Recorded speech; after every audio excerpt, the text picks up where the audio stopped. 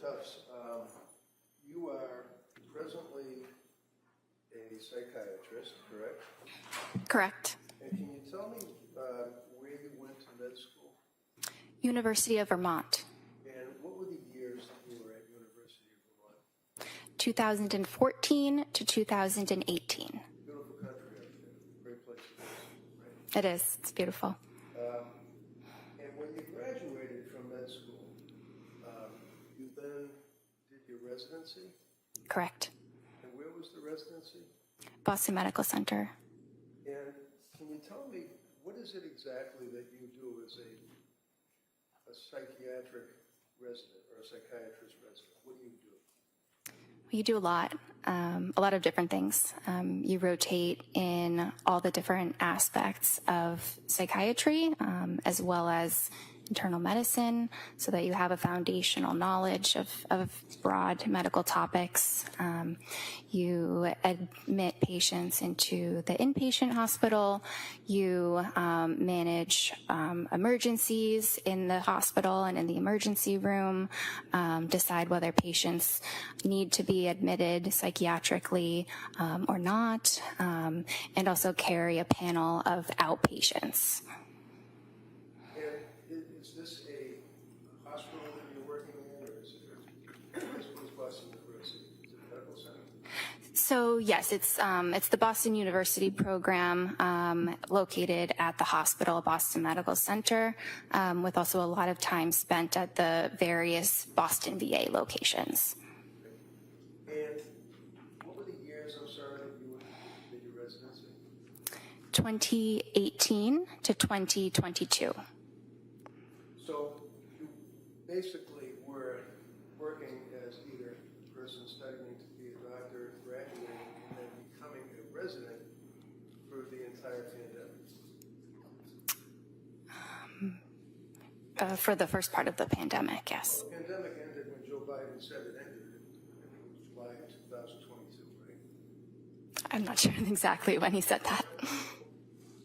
Would you agree with me that when the pandemic started around 2019, when you began your residency, 2020, 21 into 22, it was a large portion, if you will, of the pandemic time frame?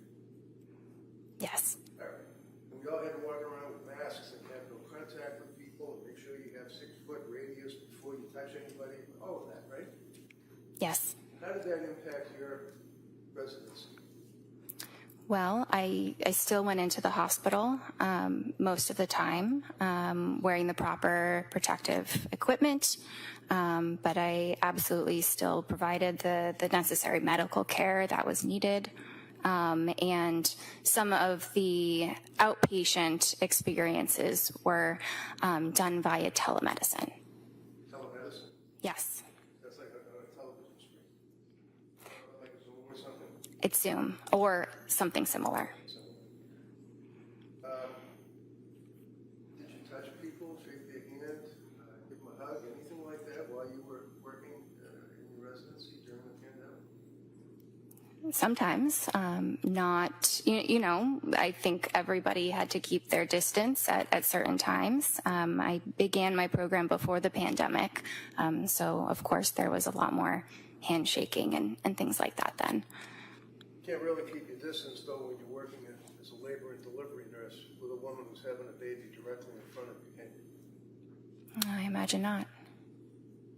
So, when you finished, did you graduate from a residency, or is it like you get a certificate or something? Yes, there is a certificate for completing it. And then, at that point, you are now a licensed doctor? Is that how it works? Well, you're actually a licensed doctor the entire time that you're in residency. But upon the completion of that, you can obtain a full, unrestricted Massachusetts license and also become board certified. And the board certification, for example, you have a board certification in general psychiatry, is that correct? Yes, sir. And when was it that you got that certification? When was it? Yes. It was September 12th, 2022.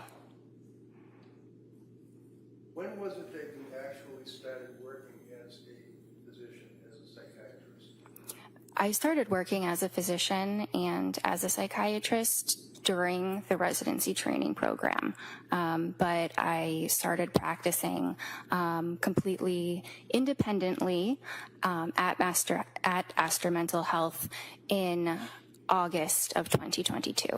August of 2022. Yes. Now, prior to working with or at Astor, is that ASTOR or ER? ASTER, like the flower.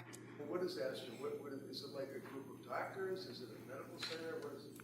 It is a outpatient practice that is owned by a psychiatrist. It has a number of psychiatrists as well as therapists. And where is it located? Is it a brick and mortar type place where you have offices? Yes, the original offices were in Braintree, Massachusetts, and now there's an office in Peabody as well. Your office, where do you work? So at the time I saw the patient, I was working in the Braintree office. I currently work in Peabody. Where, I'm sorry? Currently in Peabody, Massachusetts. So when you start working at Astor, obviously like anybody else, you submit a resume, an application, you perhaps and then they hire you, right? It's a fairly lengthy process and a number of interviews with different staff at the practice, and some recommendations, letters of reference, verification of credentials, all of that. But yes, it can be comparable to another profession in that process. Now, in August of 22, when you, congratulations, obviously you were hired by Astor, how many women had you treated in your residency that were postpartum? With postpartum depression? Or just in the postpartum period? How many women that were in the postpartum period did you treat prior to August of 22? Many. It's hard to give an exact number, but I did have specific training in that population. In that population. And where did you have the training in that population? At Boston Medical Center. And can you tell us in that 2-year period approximately how many women that were in the postpartum period that you treated as a resident? Okay, so it's really hard to give an exact number, but if I had to say, at least 50. So in the 2-year period, you treated 50 people in the residency that had postpartum. And can you tell me, what is postpartum? What does that mean? Well, I just want to address that it was a 4-year period, not a 2-year period. Oh, I'm sorry. Okay. And sorry, what was your question? Hold on. You saw 50 people in a 4-year period that had postpartum. In other words, they had been after having a baby, right? Possibly, yeah, more or less. I saw a number of other patients. I saw much more than 50, but yes. So after you had your residency and after you were hired by Astor, is that when you began in August of 22 your practice as a practicing psychiatrist? Yes. And when was it that you actually got your DEA license that authorizes you to prescribe medication to citizens? So during residency, I had a DEA license, but it was affiliated with the with Boston Medical Center. And then when I started at Astor, I had my own DEA number. I don't know exactly when, maybe sometime around August. So August of 22, you start working at Astor. August of 22, you got your DEA license individually that authorized you to prescribe medication, correct? Yes. And it was when that you saw Lindsay Clancy? I believe our first visit was September 15th Of? 2022. So you were practicing as a psychiatrist for a little more than a month.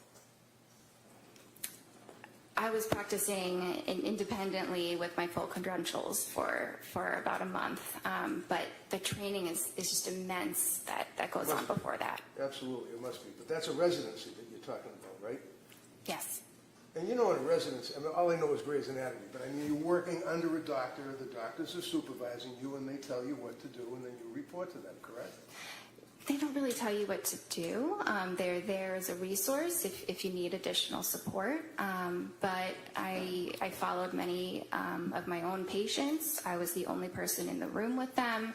And, my notes were signed off by an attending physician, and that attending was available for any support I needed. So in August of 22, when you started working at Astor, you actually filled out a form for your advertising. Is that correct? I believe that was handled by other people at the practice. And who would that be? Well, we have non-clinical staff that handle the administrative matters. Okay, but you're a doctor and you're out there to the public. You're advertising yourself and your services to the public. Is that fair? I believe yes. I'm not directing the marketing of our office, but yes. Okay, never mind your office. I'm talking about you. You had an ad that was on the computer that if somebody wanted to reach out to a doctor, they could see your ad amongst many others, right? Well, I don't think there was an ad. I think we have a website that had some information about myself. Okay. Now, in August of 22, up until when you saw Lindsay, how many patients in that month or so had you treated for postpartum psychosis? How many patients in a month? Up until that Yeah, month? I'm asking you about when you started working in August of 22 for Astor, and you are now on your own as an employee. How many patients had you treated before you saw Lindsay Clancy for postpartum psychosis? Well, in the span of 1 month, I would say none because it's a very rare disorder. Okay. But it exists, doesn't it? Absolutely.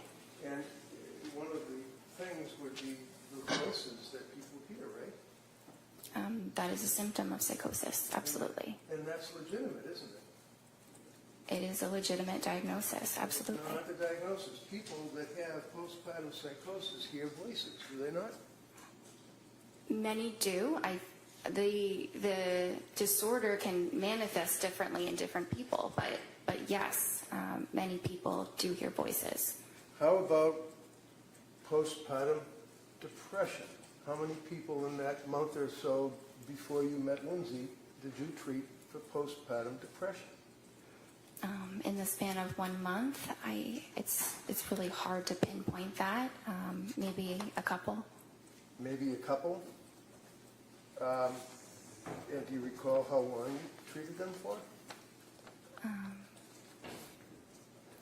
Again, it's hard to really pin down the individuals in a short span of time. Can you tell the jury what you put in your ad or in the Astor website that you indicated that described you?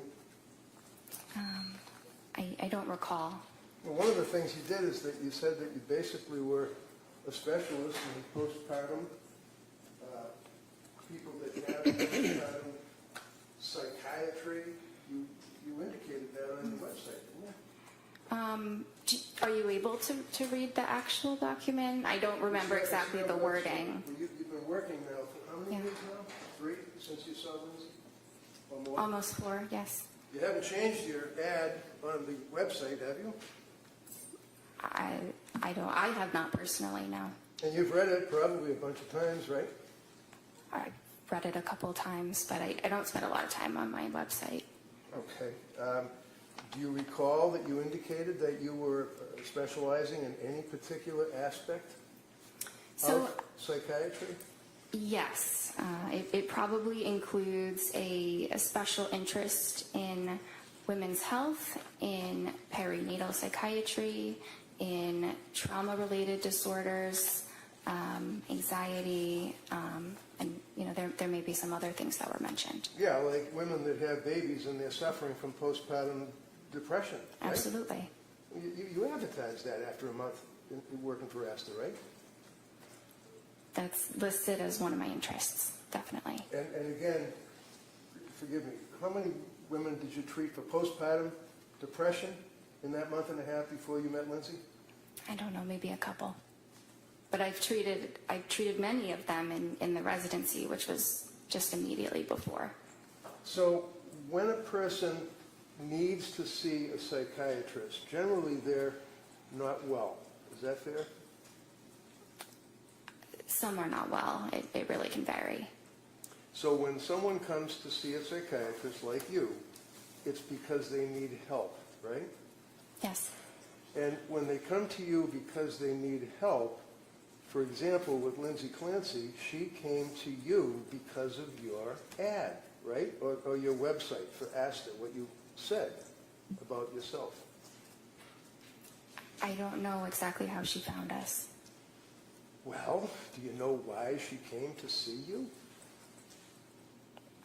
I'm not sure exactly. Friday, we spent a long period of time going through your initial, or the initial intake that she had to fill out. Is that correct? You recall that? Yes, we did.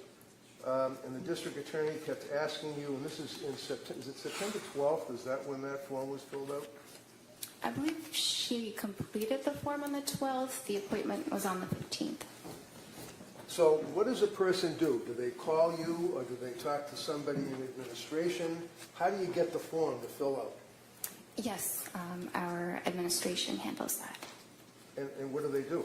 How does that happen? They send them the documents, probably by email, and the patient fills them out. Actually, it might be all within the portal that we use. Within the portal? The patient portal, yes. Okay, and that means that you go online and you can access Astor Mental Health, and then all these little drop-down boxes would come up? Something like that. Are you aware? Is something like that, or are you aware of what it does? So because I don't handle the scheduling and the sending of forms, I don't know exactly what it looks like. Well, this is the form that you're giving a person that needs help because they're possibly mentally ill. Is that right?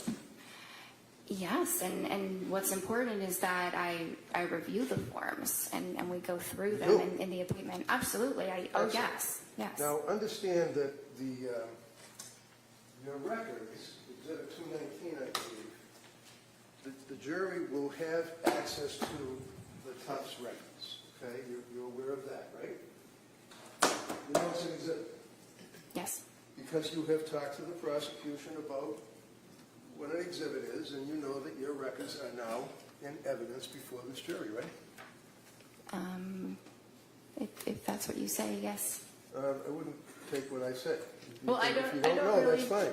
I don't know the details of how this works. All right. But Have you talked to them prior to your testimony? no, You haven't talked to the DA's office? no, not at all. You're a defendant in a very large lawsuit, are you not?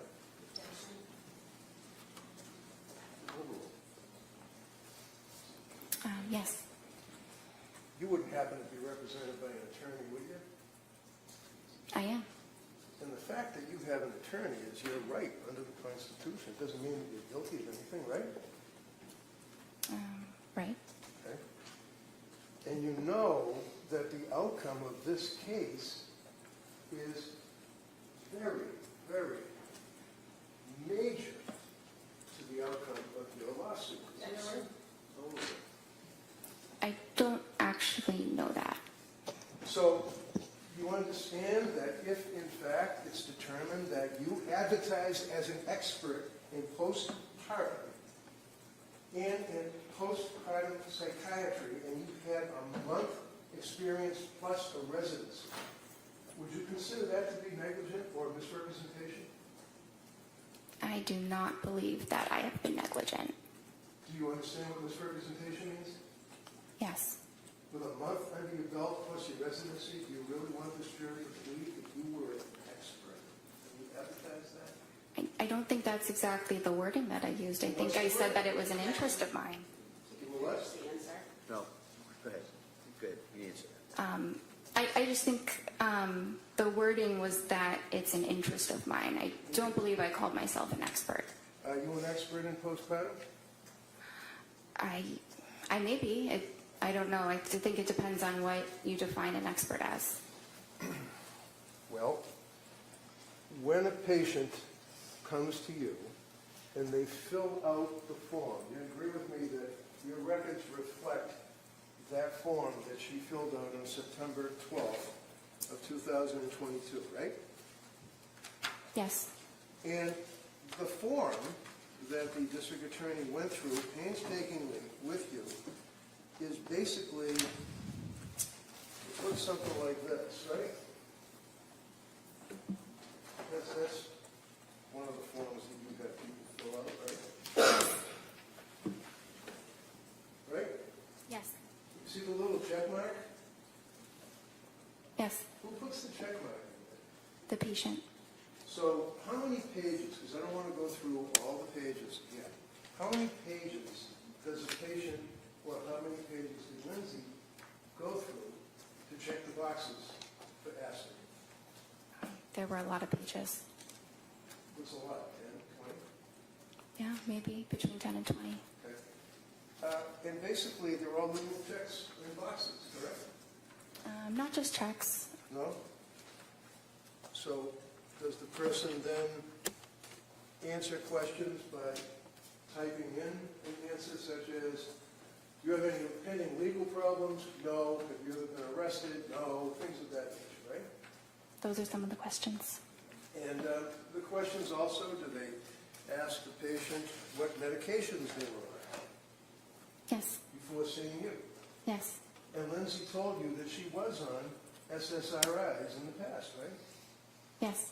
And SSRI means what?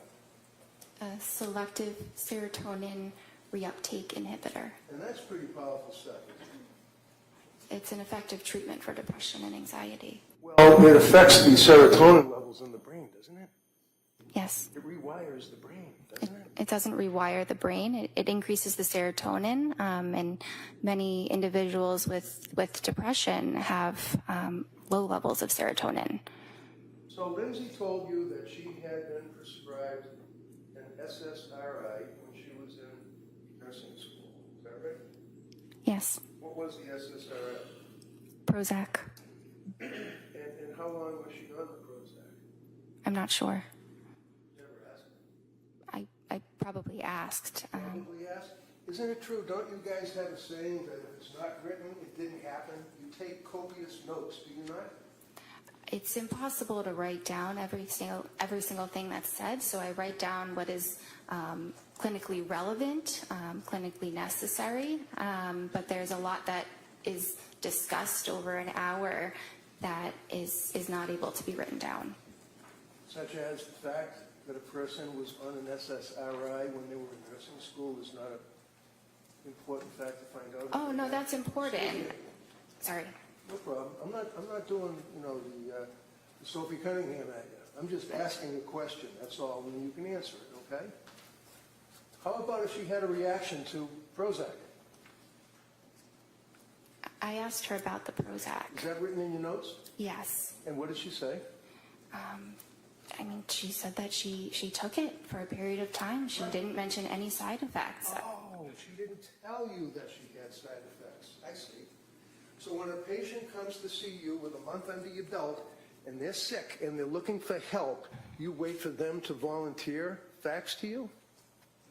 She volunteered a lot of information. She knew very well what her medical history was and was able to provide that for me. Such as what? That she was in nursing school and took Prozac?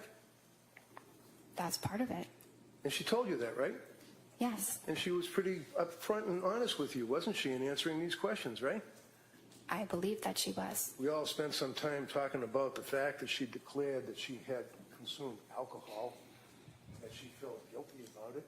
Recall that on Friday? We dwelled on that for a while, didn't we? Yes, that was a component, yes. I mean, that's something that's important, right? Yes. What was her drink of choice? I'm not sure. Did you ever ask her? I'm not sure.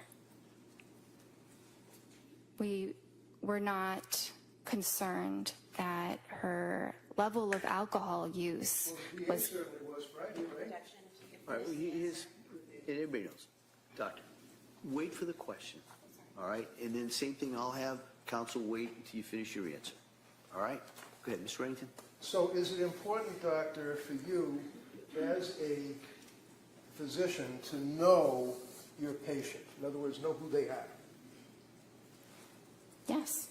And you know that Lindsay was a nurse, correct? Yes. You know that she graduated, obviously, from college, right? Yes. Is she a good student? I don't recall.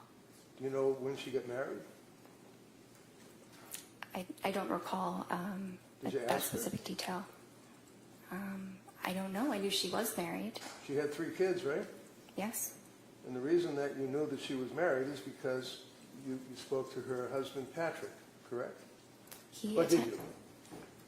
Sorry? Or did you? He attended one of the appointments, and I spoke with him on that date. Ah. And did you say hi, how are you, and give him a handshake when you came to your office? It was telemedicine. It was what? Telemedicine. Telemedicine. Is it fair to say that after, 14, you said to the jury, 14 appointments that you had with Lindsay during that period from September till January? 14 appointments? Yes. Every single one of them were by telemedicine, weren't they? Yes. Until you came in this courtroom Friday, you never saw this woman in person, did you? Correct. Were you ever concerned about her mental health as a person? Absolutely. She was crying. She told you symptoms that she couldn't get out of bed. Isn't that right?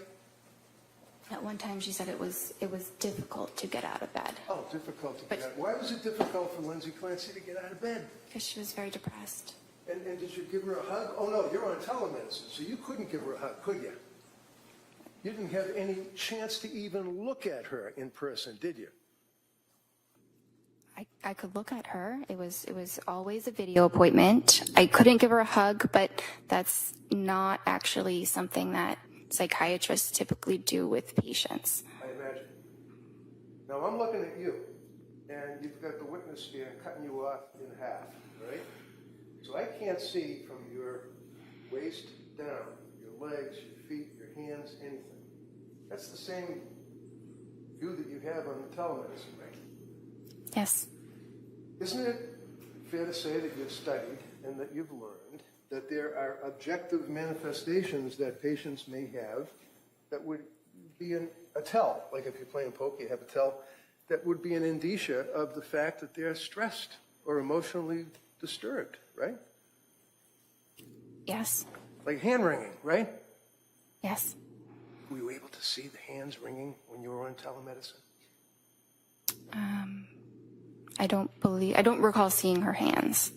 You recall, you know how people sit there and they do this with their leg and the leg bounces because they're going through some type of emotional stress? You couldn't even see her legs, could you? I couldn't see her legs, but I knew that she was under stress. So when she came to you, September 15th, I believe, is the first time that you all actually discussed her condition, correct? Yes. And looking at the medical records, which the jury will be able to look at, it says, visit date, September 15th, 2022, and you can look along with me if you wish, indicates why she came to see you, right? Yes. Right? Yes? Yes. Okay. Why did she come to see you? According, not guessing and speculating, never mind the TV. You just look at your notes. Tell me what brought Lindsay Clancy to your office. Postpartum anxiety. Is that it? Is that what you noted in the records? Well, those were her words when asked, what are the problems for which you are seeking help? I see. Postpartum anxiety. Now, as a psychiatrist, meeting with this young woman after a month or so of working as a psychiatrist for Astor, there are tests that you administer to a woman who's in postpartum to find out what type of anxiety they have, right? Well, there are some screening tests, but the most important thing is what the patient tells you and what my assessment is in the session. I see. And that would carry through the Tufts evaluations for all 14 of those meetings, is what the patient tells you, right? Yes, and what I observe in the session Through the television. through the computer. What, if you can tell me, is the Edinburgh test? It is a scale that looks at symptoms of postpartum depression. And when you administer, that's a major test, isn't it, for a doctor to evaluate a patient for PPD? I wouldn't say it's a major test. It's a pretty big one, though, isn't it? It's the only one that measures the postpartum depression, right? It's a common one. It's a what? Commonly used. Commonly. All right, so when you used it on Lindsay, when was that administered to her? I did not use it on Lindsay. Why? We used the PHQ-9, which What is is PHQ-9? it's a depression screening form. That's like generalized anxiety disorder, general depression. It's got nothing to do with a woman suffering from postpartum depression, does it? I disagree. Well, do you agree that people perhaps that may know a little more than you determined that the Edinburgh scale is the appropriate scale to administer to a pregnant or postpartum woman? Sustained as the form. You're familiar with the Edinburgh scale, right? I've heard of it. And can you explain to me how it's graded? No, I cannot. There are 30 questions in it, are there not? I don't use this scale, so I don't know how many questions there are. So the Edinburgh scale, do you even know that the cutoff for someone that is depressed in their condition of postpartum would be 15? Anything over that, they're in severe depression? Okay. You know that her first Edinburgh test that was administered to her put her at a 23 Overall. severe depression? I was not aware of this test. I was not aware that this had been administered to her. Well, you know that except for the Prozac that she had when she was a nurse, what, 23, 24, 23 years old, she hadn't, other than seeing her own doctor for having the baby, she hadn't seen any doctors. You knew that, right?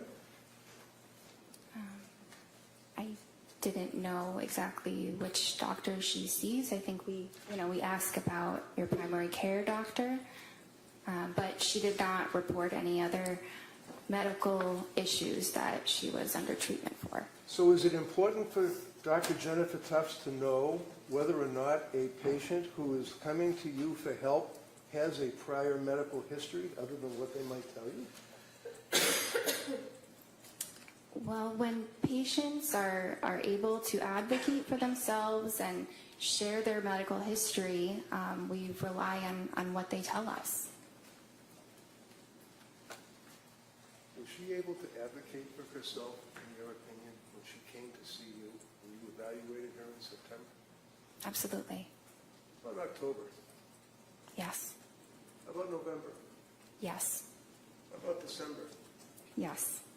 And your medical records, you would agree, show that during that period of time that she was deteriorating, was a word that was used on Friday. Isn't that right? So No, so. You used the word deteriorating on Friday, did you not?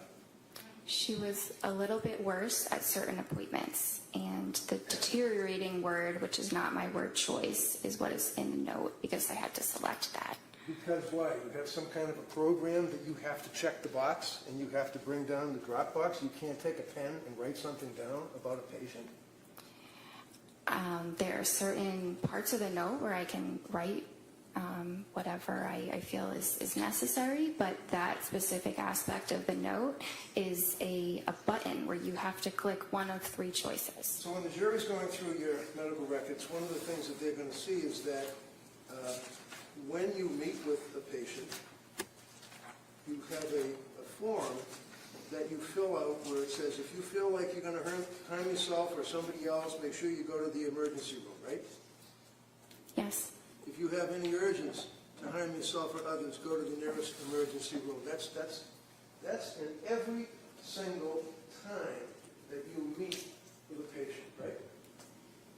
Yes. And it indicates that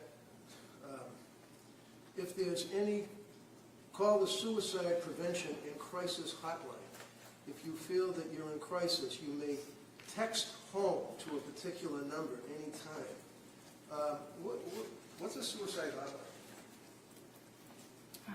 It's a phone number that patients in crisis can call and speak to a trained counselor. Now, a psychiatrist, you'd agree with me, is not a counselor, that's for sure, right? Well, a psychiatrist has training in therapy as well as in medicine. Did you give Lindsay Clancy any therapy? There was some therapy incorporated in our sessions, Like but what? we did. Like what? Sorry. Providing emotional support, listening to Excuse her. me. Hold on, no, please. Hold on, hold on, everybody. She can. You ask the question, we'll let her finish, and then you can follow up with any questions you want. Go ahead, Doc. Anything else you want to say? So her sessions were largely focused on the medication management, but there was an aspect of therapy including those items. Okay, and the sessions were for what, 17 minutes? No, How long were they? 25 to 30 minutes. So 25 to 30 minutes on the television, and were you face the TV screen with her for the full 25 minutes? Yes. And that's not noted in your records. It says 17 minutes on all your records, doesn't it? So if you look closely, it says the therapy component was for 17 minutes. It doesn't say the entire duration is 17 minutes. So what do you do when you're trying to give therapy as a psychiatrist to a patient that came to see you? What do you do? What do you do for therapy? It depends on the person. Well, how about Lindsay Clancy? What did you do for therapy with her? I listened to her. I listened to her concerns and provided support. I tried to provide her with hope that eventually things would improve. So you listened to her, you listened to her concerns, and you'd agree with me that her concerns were, for example, that she actually was unable to sleep. It's one of her concerns, right? She was having a lot of difficulty with sleep. On the September 15th meeting, you indicate that her mood was okay, but her affect was anxious, and you called it incongruent. What does that mean?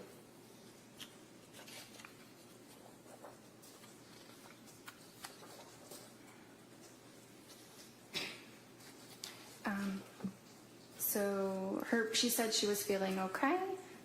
She appeared anxious, and she also stated that she was anxious. So one of the things that you talked about Friday is when a patient presents with an incongruent something or other, I don't remember, appearance perhaps, that would mean that they're saying, I'm okay, but they don't look like they're okay, right? Well, it could. I don't think her affect and her mood were really that incongruent at that time. I think that she didn't appear terribly depressed. I didn't say she was terribly depressed in that initial visit, but she said she was anxious and she appeared anxious. That's pretty congruent. Okay. So did you put in the report that she was congruent or incongruent? So that is not an option for me to indicate in that section, but So- it was congruent. You're like a robot. You can't take a pen and write something down. You have to do the drop box and the X's on the computer.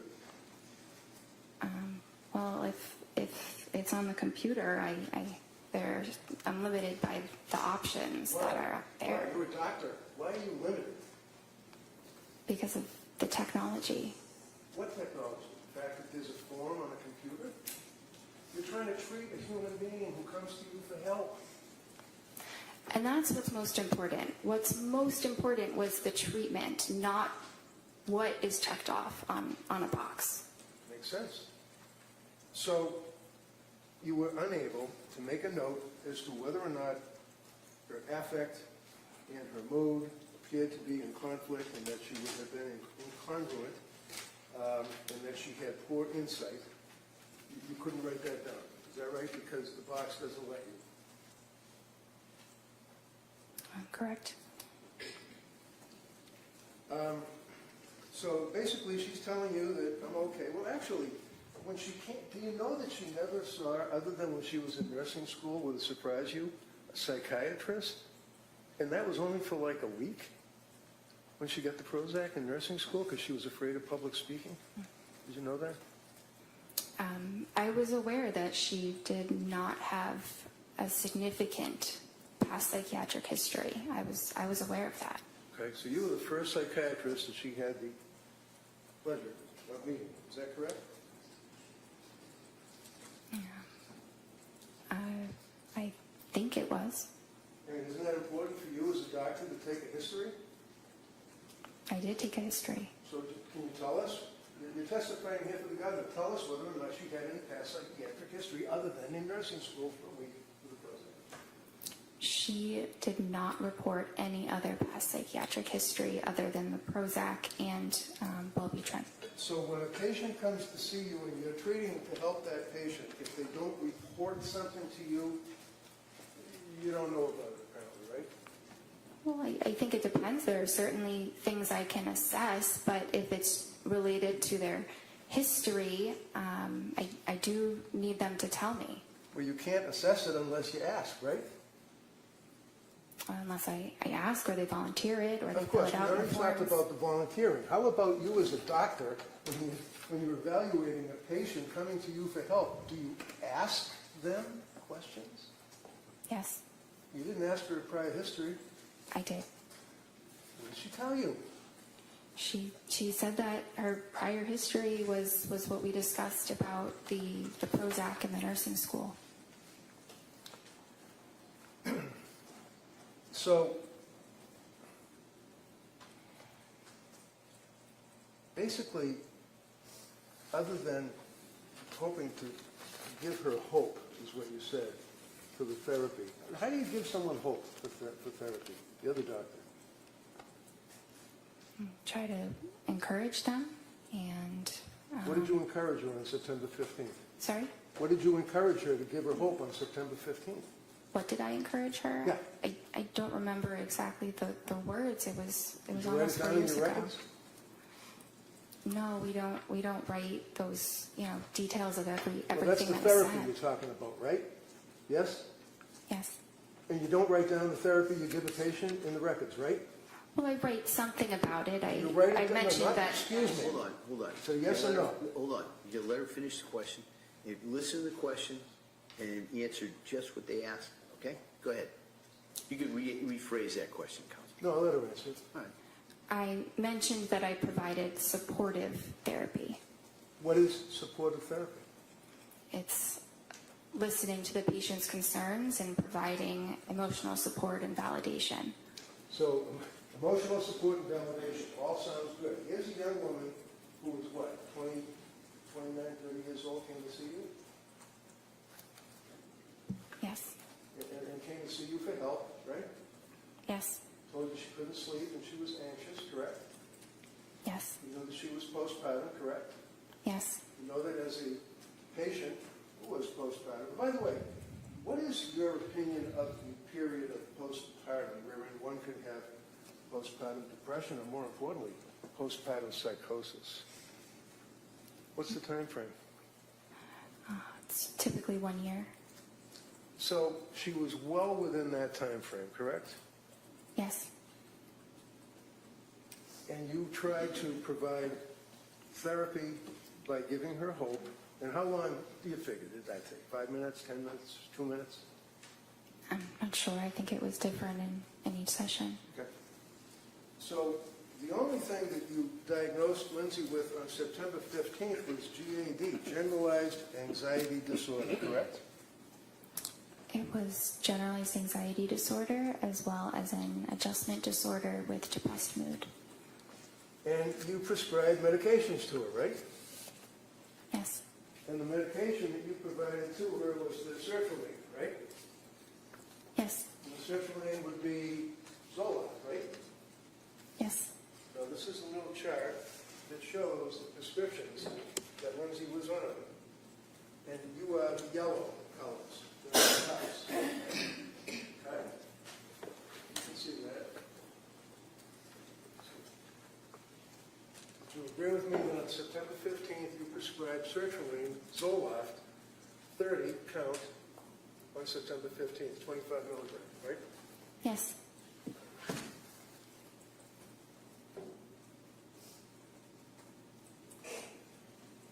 Have you ever read the website for sertraline? The website for sertraline? Yeah. I mean, sertraline, Zoloft, is a chemical that is marketed as a pharmaceutical, right? Yes. Right? It's a pill, right? Yes. And as we said, it's an SSRI pill, correct? Yes. Do you know that Zoloft is not indicated for generalized anxiety? Why'd you give her Zoloft? It is a very effective medication for generalized anxiety disorder. So you're familiar with the drug labeling for Zoloft, is that correct? Generally. Generally. Are you aware of what the manufacturer of Zoloft indicates it can be used for, to treat? I'm aware that it's used to treat various forms of anxiety disorders as well as major depression. So when Lindsay came to see you, you know that she had stopped breastfeeding her son, right? Not at the time of the first appointment. When did she stop breastfeeding? In October? Something around then. You know that she had little or no psychiatric history other than seeing you, correct? And the Prozac, yes. You know that, in fact, that she had stopped drinking whatever it was that she was drinking, because you never asked, right? I was not concerned about her level of drinking. Well, it's in your form, right? That was at the intake, but Wait, you know that she wasn't drinking when you were meeting with her, correct? yeah, that's what she told me. Okay, and you believe what she told you, right? Yes. So when she sees you, she's not on any psychiatric, anti-tropics, or whatever they're called, medications, correct? She wasn't on any medication. Correct. And she had stopped drinking anything, whatever it may have been, right? I'm not sure when she completely stopped drinking, but yes. You don't know when she started, when she stopped, what she drank, do you? Well, I was not concerned that she was an alcoholic. That's a yes or no. Did you have any idea? Because we spent a long time on Friday talking about her guilt and having that she drank alcohol. You don't know what she drank, when she started, when she stopped, do you? I know some details about her alcohol use, but it was overall minimal. What were the details then? Tell me what the details were. There was that one little box that was checked off. What other details were there? That she drank 1 to 2 times a week, 1 to 2 servings 5 times a week. And you don't know where, what it was? You have no idea, right? I think she had mentioned at some point that it was calming. It was something that was what? helpful. I'm sorry. Calming. Calming. Okay, Calming. so it was numbing. It was like trying to numb something, I guess, right? That's one way of saying it. I mean, you've treated, I imagine, you've treated veterans that had post-traumatic stress disorder, right? Yes. And would you agree with me that many times when people have an anxiety disorder or PTSD, whatever the case may be, they try to numb their feelings? Is that fair? Sometimes they do. And sometimes they use alcohol, right? Sometimes they do. But we don't know what alcohol she was. We don't even know if it was a beer, do we? I didn't think that was relevant for her. So, with all of that, with that information, you then prescribed Zoloft to her, correct? Yes. You went over the side effects of Zoloft, sertraline, I imagine, with her, right? Yes. Did you tell her that one of the known side effects is suicidal thoughts and actions and ideation? Well, that's specifically in children, so I don't think I mentioned that because it wasn't relevant. Not really.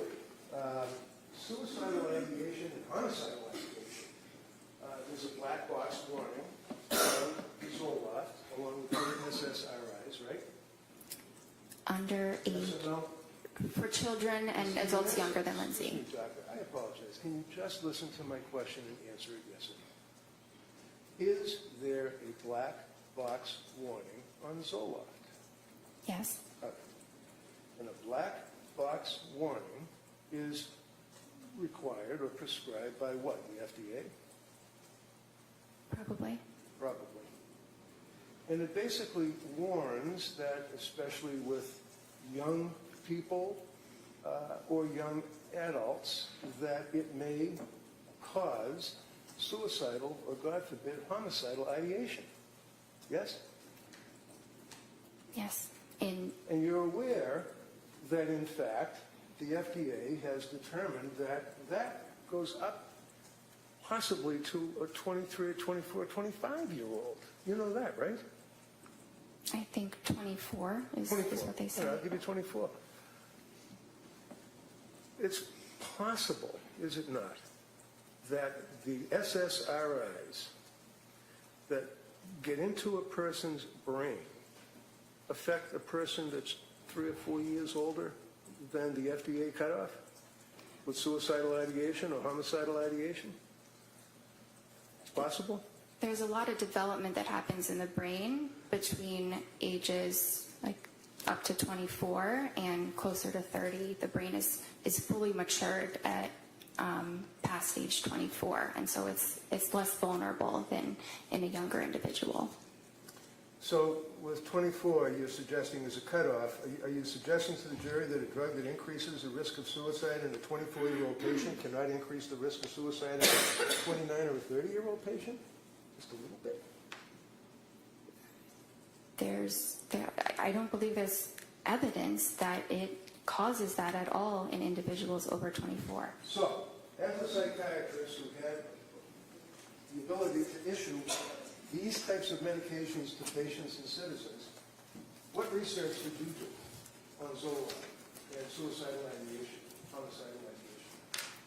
I was taught extensively about SSRIs and suicidal ideation in my training. Right? In Vermont, in Boston, yes. Okay, so in Vermont was when you get your medical degree, right? Yes. And in Boston would be when you were a resident, right? Yes.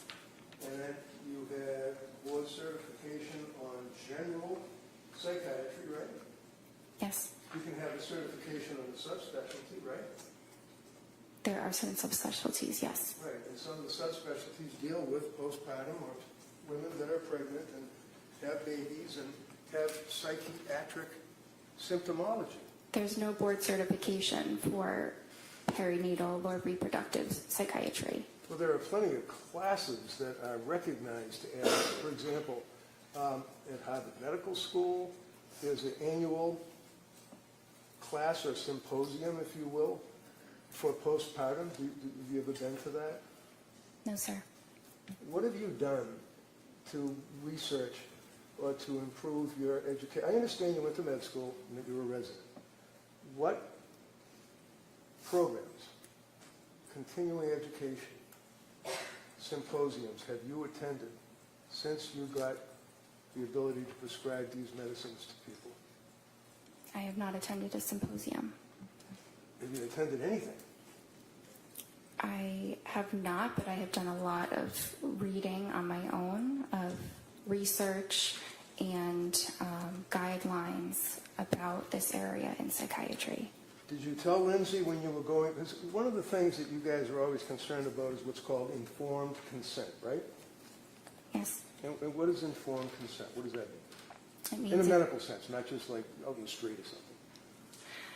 explaining to a patient the risks and benefits of treatment and possible alternatives, and making sure that the patient understands what you're saying. Now, when you were going over the symptomology, or when you were going over the side effects of Zoloft, one of the side effects of Zoloft is, and I quote, severe trouble sleeping, right? Yes. Did you tell her that? Well, insomnia is listed as a side effect. No. You already said yes, you know it. Did you tell her that Zoloft has a side effect of giving the patient severe trouble sleeping? That's all. So I didn't use the word severe because it typically doesn't cause severe trouble sleeping, but I thought you were referring to when she told me that she did have severe trouble sleeping, Well, and that that's was what true. she told you, right? That she had severe trouble sleeping, right? She told me, yes. And you know that one of the side effects of Zoloft is, let's say, trouble sleeping. You know that, right? Yes. Your answer is yes. The jury has to be able to hear you. Yes. And why would you prescribe Zoloft to a young woman who's postpartum, who's coming to you with anxiety, who's telling you she can't sleep, she's got all of these symptoms, and you prescribe a medication that would have a side effect of trouble sleeping? So individuals have very varied responses to medications. Some have no side effects, some have one or two. It's impossible to predict, but Zoloft is a top choice, a first-line medication for Says her. who? Says who? Says it's the general consensus Well, know among about the psychiatrists. lawsuits Hold on, Zoloft, right? again, we can't have both of you talking at the same time. So let her finish her answer, and then I'll give you plenty of time to follow up any questions regarding her answer. So, you finish your answer on that?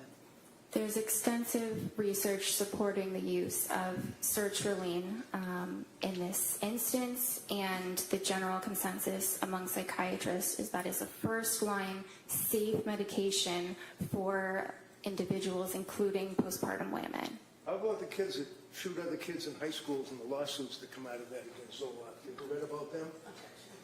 Overrule. Sorry? You didn't hear me? I wasn't sure what the question was. The question was, in response to your observation about how all the psychiatrists think it's a very, very safe, wonderful first-line drug, and you researched it.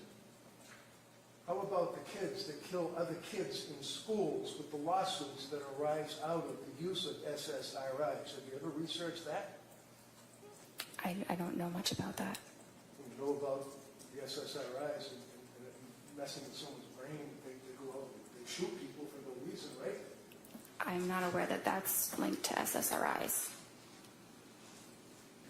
So you didn't really talk to her about increased risk of suicide when 24-year-olds are down because she's 4 or 5 years older than that. You didn't talk to her about the trouble sleeping that can be a side effect.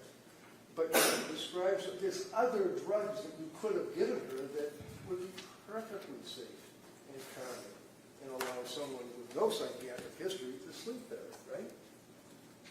Not necessarily. Okay, so you prescribed her with the Zoloft. It was 25 milligrams, right? Yes. And when you prescribed her with the Zoloft, 25 milligrams, was that increased up to 0.05 milligrams, or did you increase it at some point? The instructions were to increase it to 50 after 1 week. After 1 week. Yes. And you expected that she would listen to your instructions, right? Yes. And she did, right? She waited about a month, but then yes, she did. Why did she wait a month? I think it took her some time to decide whether that was truly what she wanted to do. Right, she was afraid of the drugs, wasn't she? She was afraid of side effects. And she didn't want to take the pills, did she? She eventually did want to take the pills because she wanted to feel better. A month later, right? Yes. So you prescribe the Zoloft, SSRI, and then you tell her after a week to increase it, and she doesn't take that medication for a month, correct? Correct. And then she did take the medication, right? Yes. And did you meet with her or talk to her before she actually started to implement that particular regimen? I had met with her beforehand, but I was not aware of when she made the decision to go ahead and take it. So you met her on the 15th of September, right? Yes. When was the next time you met her? Can I check? Sure, of course, absolutely. You can look at anything you want. September 28th. And on September 28th, did you discuss with her the fact that she was afraid to take the Zoloft? Yes. And did you recommend that she do that? Well, she said that she was feeling better at that point and wasn't It's sure. a real easy question. When you talked with her, did you recommend that she increase or take the Zoloft? At that visit, I don't think that I did. Okay. So when did she actually take the Zoloft?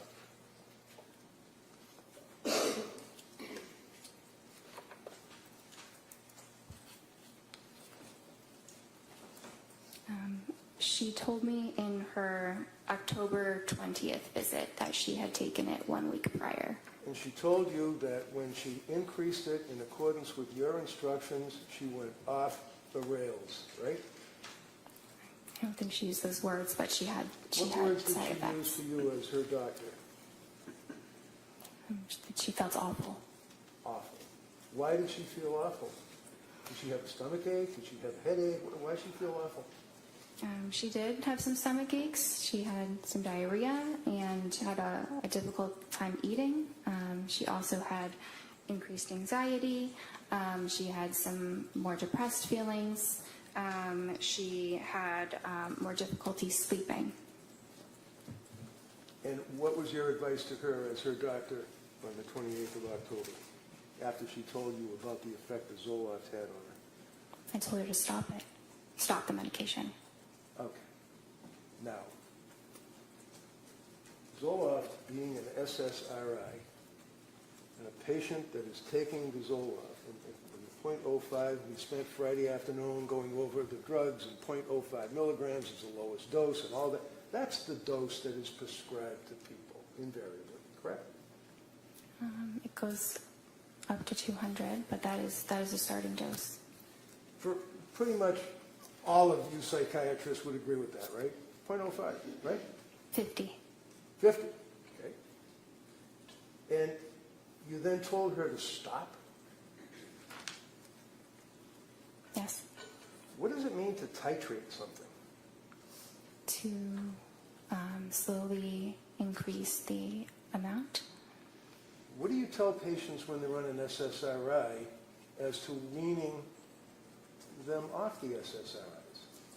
Depends what the dose is.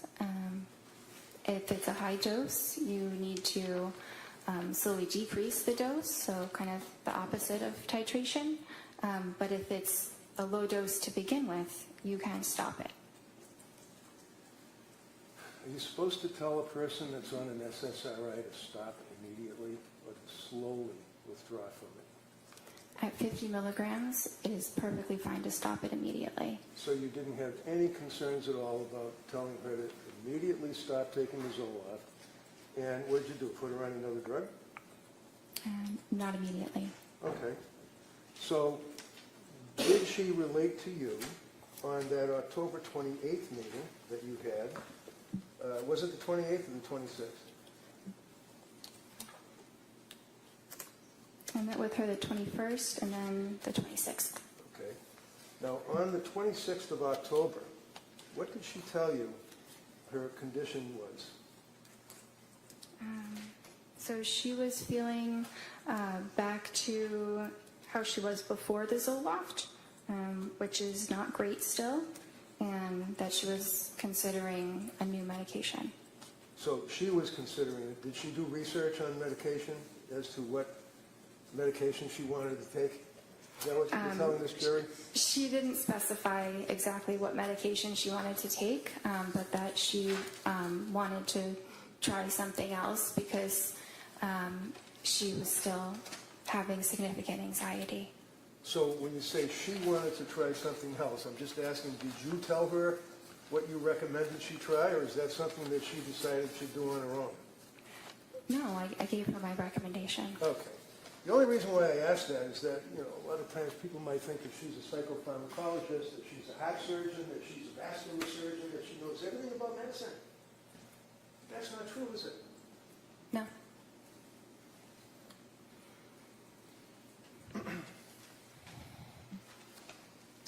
Would you agree with me that prior to telling her to stop the Zoloft, that one of the concerns that you had is that Zoloft affects anxiety and affects sleep, and you hope that it treats the underlying anxiety by balancing brain chemistry and increasing serotonin, right? Yes. Is that fair? And you'd agree with me that it does, as a side effect, have an impact on a person's falling asleep or staying asleep, as a common side effect, right? It can happen. It doesn't happen to everyone, but it certainly happens to some. But it is temporary. That's the important distinction. Is that there are many side effects that disappear entirely, and then the medicine is quite helpful for those certain conditions. What's that? Yes. She had problems sleeping, didn't she? Yes. Even after the Zoloft, right? Yes. So you, not her, you recommended a particular drug that she should take, right? Yes. And again, as it relates to what one would expect a young woman who's a labor and delivery nurse to know about psychiatric medication, what is methadone? Do you know? I'm sorry? Methadone. I'm not sure. How about hermababate? B-A-T-E, H-E-R-M-A-B-A-T-E. How about that? You ever heard of that? I'm not familiar with that. That's what's used to administer to a woman who's going through birth. You don't have an obligation to know that, do you? No. You have an obligation to know about psychiatric medications, though, right? Yes. There's a difference between what's known as nescience, which is not knowing what you have no duty to know, and ignorance, which is you don't know what you should know. Is that fair? Yes. So, did you ever gauge Lindsay's knowledge or ability to judge what medication would be good for her? So that was my role. Right.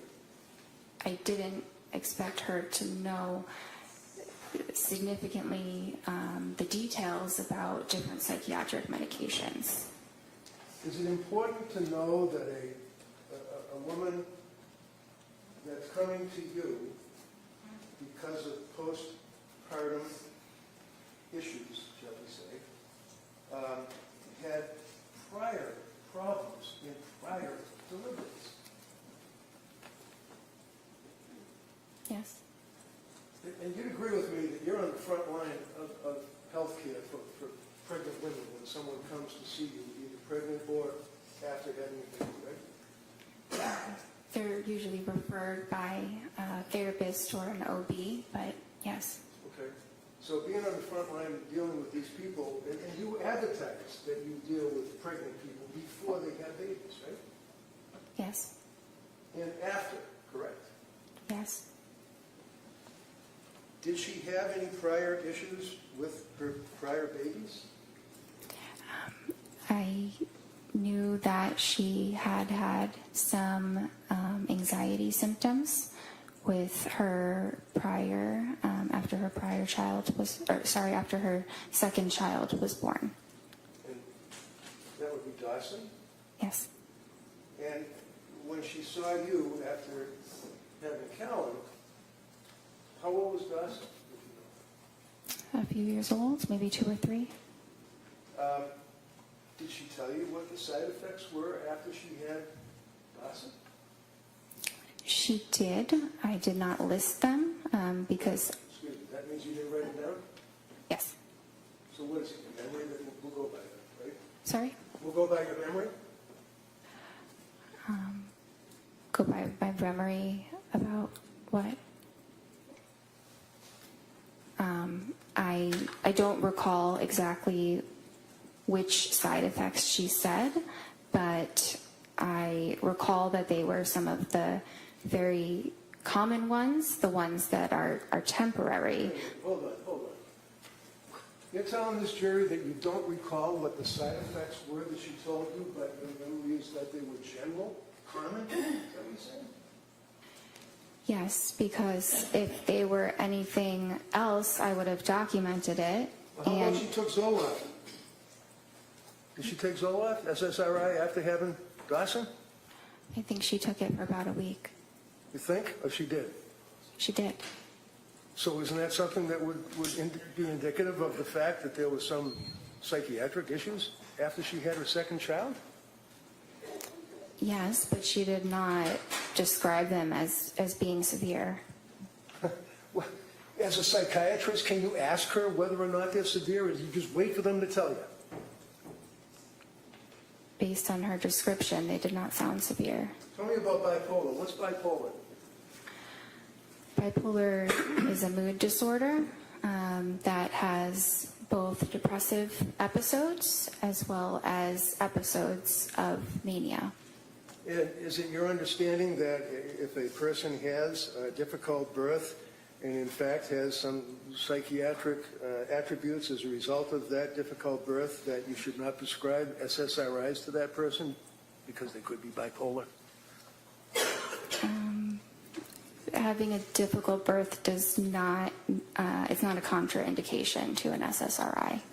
So after she had her second child, she took Zoloft, and you did not detail any side effects, and you don't remember any side effects. Do you agree that Lindsay had, at this point, a history of mental problems during postpartum? She had a history of anxiety postpartum. Anxiety to the point that she was prescribed an SSRI? Yes. And she also had mental problems when she came to see you, right? Yes. So she had mental problems after she had the second child, mental problems after she had the third child, correct? Yes. And you'd agree with me that this is not easy stuff for somebody to be talking about. People get embarrassed in our society if they had mental problems, don't they? Some do. She did, didn't she? I'm not sure. So, not documenting any of the side effects, did you think it would be important to document the side effects of the drug before you prescribed Zoloft a second time? She's telling you that she had, you don't know, but she had side effects with Zoloft. Was it important for you to document the second time that you're giving her Zoloft? I did not feel that it was necessary to document the specific side effects. So if someone comes to you as a person who is in postpartum and is all the symptomology that she had related to you, that if she told you that she was on Zoloft after her second child and had side effects, you don't think it's important to document the side effects, number one, right? It depends what the side effects are. Which we don't know because you didn't write them down, you don't remember it. I would have written them down if No, they not were. what you would have done. What did you do? No, overrule. Go ahead. I would have written them down if What did you do? I wrote that she had side effects. What are they? I'm not sure. And then you prescribed Zoloft again, didn't you, in 2022? Yes. Do you recall in the period of September of 22, October of 22, into November of 22, that she used the word overwhelmed, told you that she was overwhelmed? Is that correct? Sorry, which visit are we looking at? Well, the period of time, September, October, November, she used the terminology that she was overwhelmed. Yes. Okay. And when you were treating her, you didn't think that she was just merely overwhelmed with 3 children. You knew she was really struggling, didn't you? I did.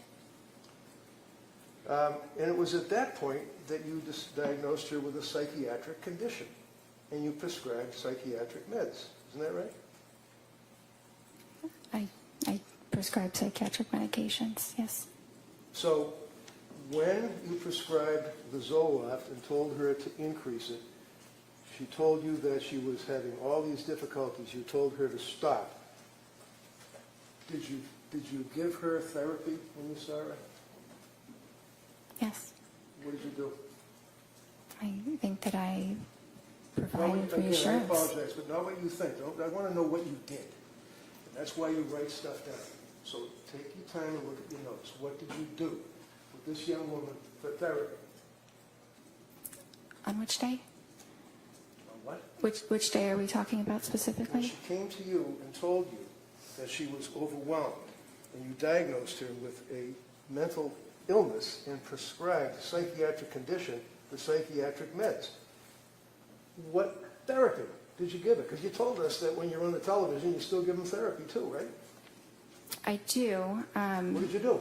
Well, I'm having trouble identifying exactly when she said the words overwhelmed. So it's hard to pinpoint exactly what I said in a span of, a number of different visits.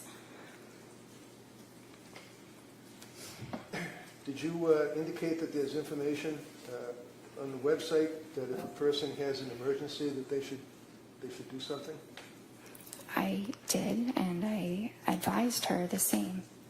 So basically, if one of your patients becomes suicidal, and on that note, did she tell you at that point, up to November of 22, that she was dwelling on suicidal thoughts?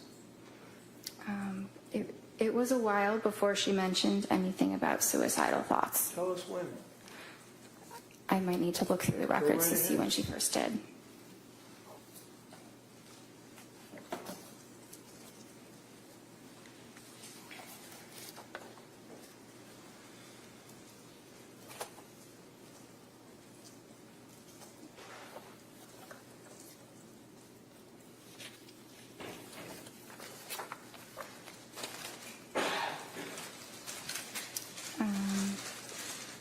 December 1st. So on December 1st, what did she tell you?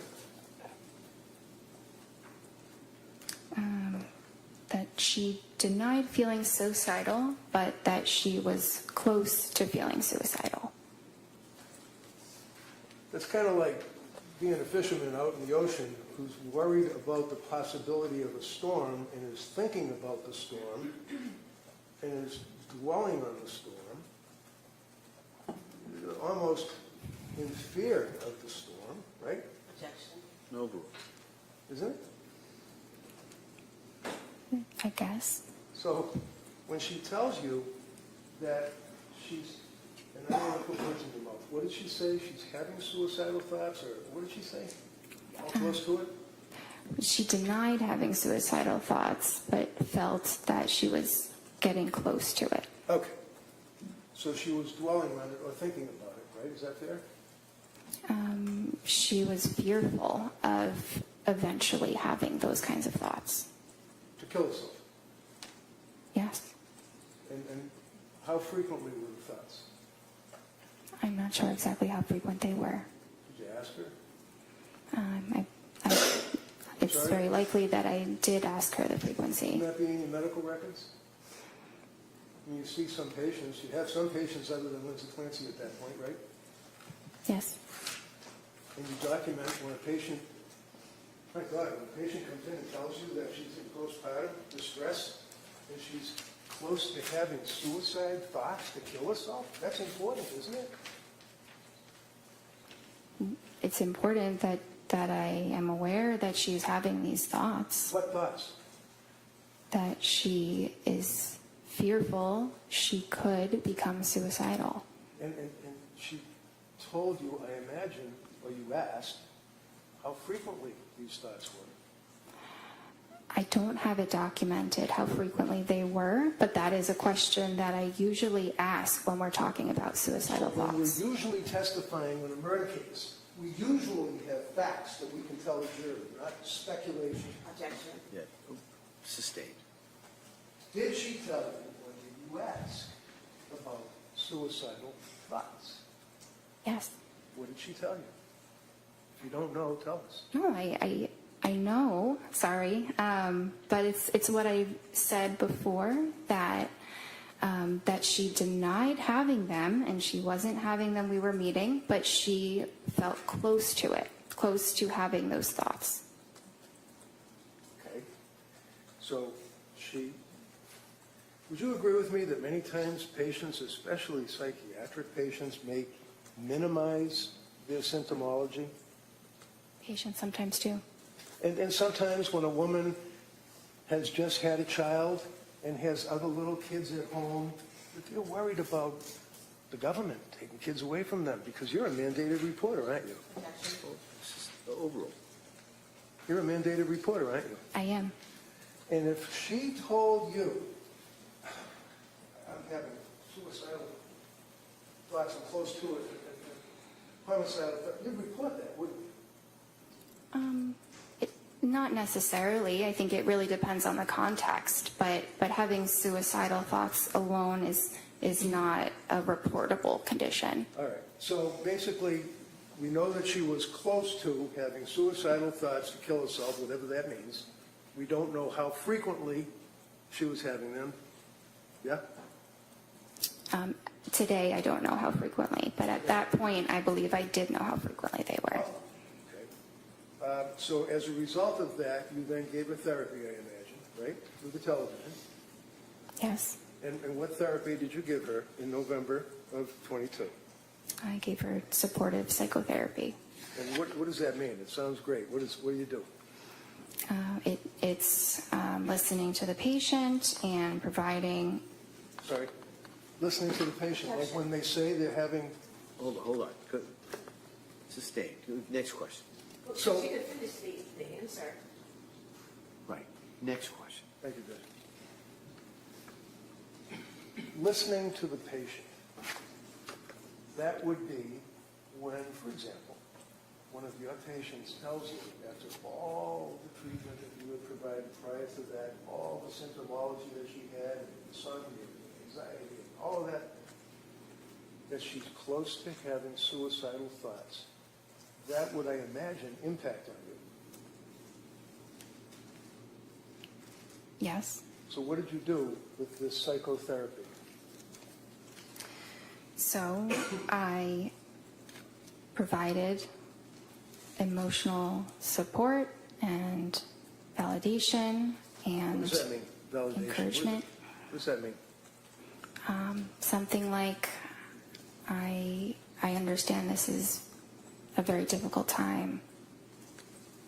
It really, it varies on the individual. Sure. How about Lindsay? I don't remember the exact therapeutic words that I used. Okay. How long did you give the therapy? Validation and all that stuff? I don't remember exactly the duration. Be about 10 minutes? Maybe. Through the television, right? Through the computer. So, as we pointed out, you tell the people that come to see you, when I say you, I mean collectively Astor Medical, that you would expect that if a person is in crisis, as you guys say, or is suicidal, that they would have to go to a computer or their cell phone, right? They would have to punch in your office, right? Look up the number. We advise them to call 911 or go to the emergency room as quickly as possible. How about suicide hotlines? Do you give them advice to call them? That's an option as well, yes. Sure. Did she call suicide hotlines? I was not aware that she did. Did you ever ask her? I don't think I specifically asked that question. Not specifically. Did you ask her anything? Did you beat around the bush maybe? You ask her anything about suicide hotlines? I don't think I asked her about suicide hotlines. Would it surprise you to know that she called suicide hotline in that time frame, not once? but twice, and was turned away? You guys were in the front line of this, aren't you? No, overall. It does surprise me, yes. It does what? It surprises me that she called them twice. And you never asked her if she had ever called the suicide hotline, did you? I don't think that I did. I understand. You're a doctor. You were trying to do the right thing. You obviously, this is just horrible, isn't it? Yes. She continued on with her treatment with you, correct? Yes.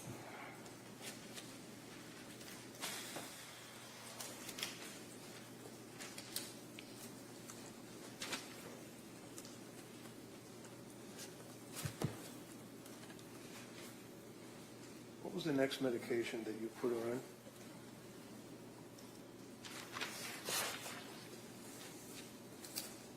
Let's say we're up to, I guess it would be the October 26th date? Is that right? October 26th.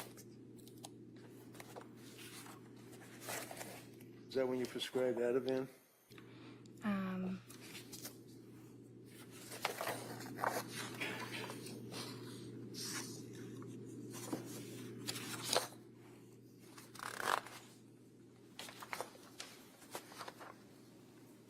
I prescribed that on the 21st.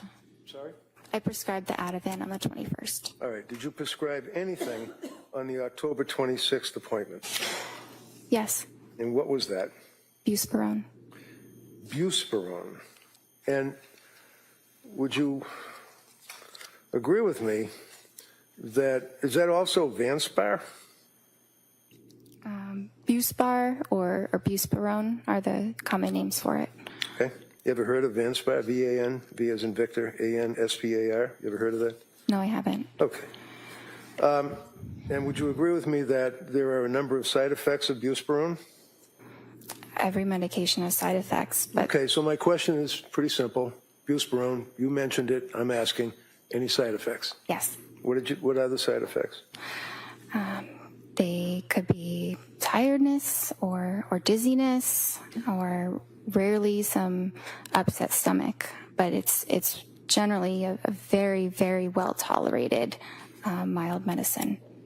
And do you recall, was she taking any other medication at that point, if you know? Yeah, she was taking some of the Ativan. Some Ativan, right? Did you prescribe that to her? Yes, When did you prescribe the Ativan to her? the 21st. And she was compliant with your recommendations, right?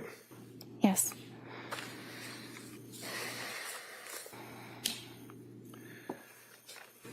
Was she also reporting to you that she was taking Benadryl, like over-the-counter stuff? It was being used as needed, yes. So that's PRN, on the record is PRN or whatever, you take it as required, right? Yes. And she reported to you that she was taking Benadryl, right? She reported that, yes. And you didn't document how much she was taking, right? It's only available as one dose over the counter. Okay. Did she re-up the dose over the counter? Do you know? She didn't tell me that she did. Did you ask her? I don't remember asking her about if she increased it. I think she was just taking one of them. You think? Did you know that Ativan and Benadryl are contraindicated, that they can have a serious impact to the central nervous system and depressant effects? Yes, but can I explain that when they say depressant? Excuse me. The answer is yes, right? Is the answer yes? Yeah, if the answer is yes, if that's the question, the Commonwealth may be able to ask you further questions if you'd like. Well, I can't say yes to that entire statement. All right, next Did question. you discuss anything about Benadryl combined with Ativan on October 26th? I don't recall.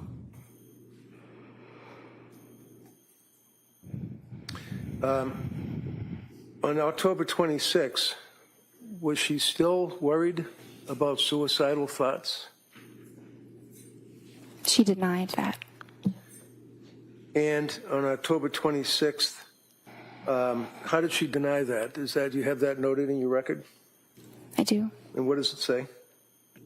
Patient denies suicidal ideation. Okay. So there's a huge difference between suicidal ideation and somebody having thoughts of suicide or being close to it, right? Not exactly. Well, you knew that the last time you spoke to the woman, she told you that she was close to having thoughts of killing herself, right? Yes. And you're her doctor, right? Yes. So what do? You just say, do you have, and check the box and say, do you have any suicidal ideation? And she says no, and you check the box? No, it's not that simple. Do you ask her, like, well, gee, the last time I spoke to you, you told me that you were close to having suicidal thoughts of killing yourself. Did you pursue that on the 26th of October? Yes. And what did she say? That she wasn't. Now, how long was that appointment, if you recall? Would you agree it was 17 minutes and then there was some therapy? The entire appointment was something between 25 and 30 minutes. And that was again through the television, right? The computer, yes. Computer. Did you also add a drug called hydroxyzine? Yes. When was that? So that was the same visit as an alternative to the Benadryl. Okay, so on October 26th, when she told you that she was taking over-the-counter Benadryl, I asked you what you prescribed to her, and you said Ativan, right? Right? Yes. And then I asked you about the contraindication of Ativan and Benadryl, right? You asked me about that, yes. And then you, on October 26th, started her on Buspar, correct?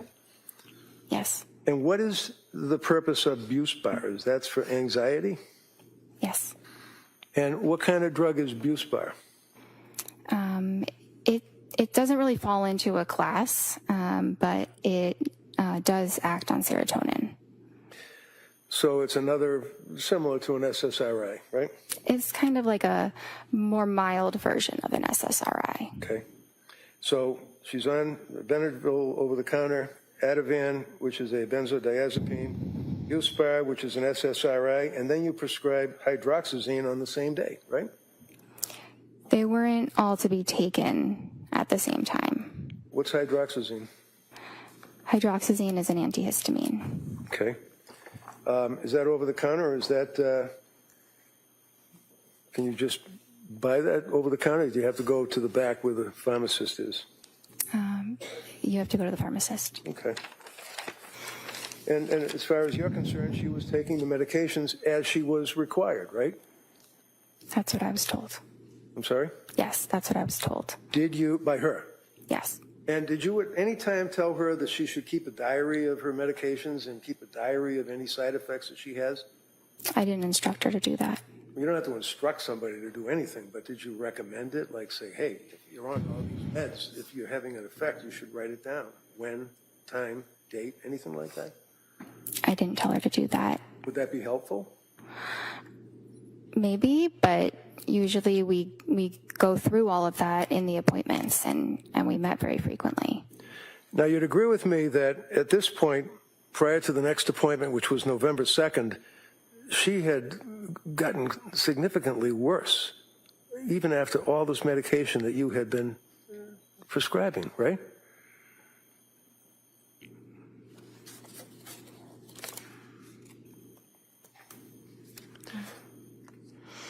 Did you make a note that she was telling you that she had depression and that she was crying,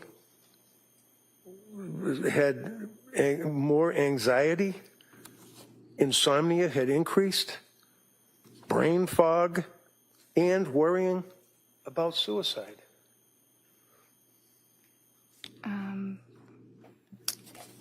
In the couple weeks after starting those medicines, I don't recall that the symptoms were significantly exacerbated. Okay. Friday afternoon, you answered the DA and you said that you recall that she used the word brain fog, right? She used that at some point. I don't recall when. Okay, what is brain fog? It's a very subjective feeling that someone might have where maybe it's, hard to think of a word that you're trying to think of, or maybe it feels like, maybe you're thinking of things a little bit more slowly than you normally would. And how often was she dwelling on suicide? At what point? At the point she told you that she had anxiety, insomnia, brain fog, crying inconsolably. Objection, if we could have a date. I think he's going to get to that. Go ahead. October 26th, heading into November 2nd. Do you recall, I'll rephrase it, do you recall going into the November month, meeting with her, and she told you that she had brain fog?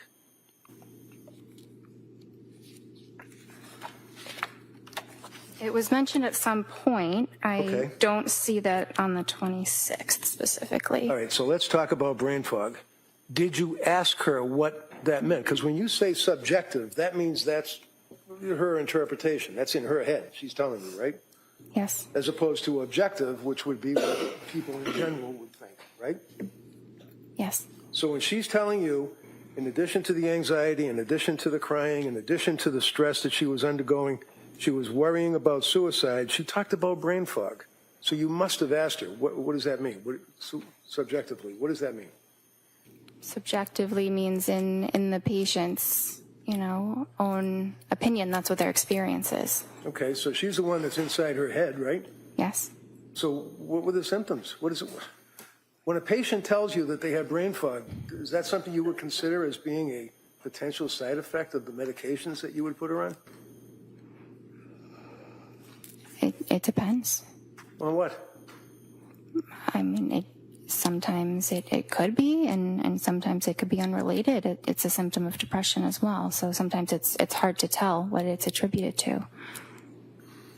So at this point, heading into November, your answer was to prescribe more medication, 3 more drugs, right? You prescribed Ativan, or increased the Ativan. What was her load for Ativan at this point? Do you remember? Sorry? What was her milligrams, if that's right, or nanograms, whatever it is, on the Ativan, on the script that you had provided her? Objection, if we could just have a date. I think you said, no, if you can answer that, go ahead. Which date are we referring to for the Ativan? Because there were. I'm sorry. She already objected. He already said you can answer it. When did you increase her Ativan and to what level? So she was prescribed Ativan 0.5 milligrams. Right. And then when I next saw her, she said it was a little bit helpful. So I said you could increase it and see if 1 milligram is more helpful. Did she increase it? Yes. And when was the next time you saw her to talk to her on the television or on the computer?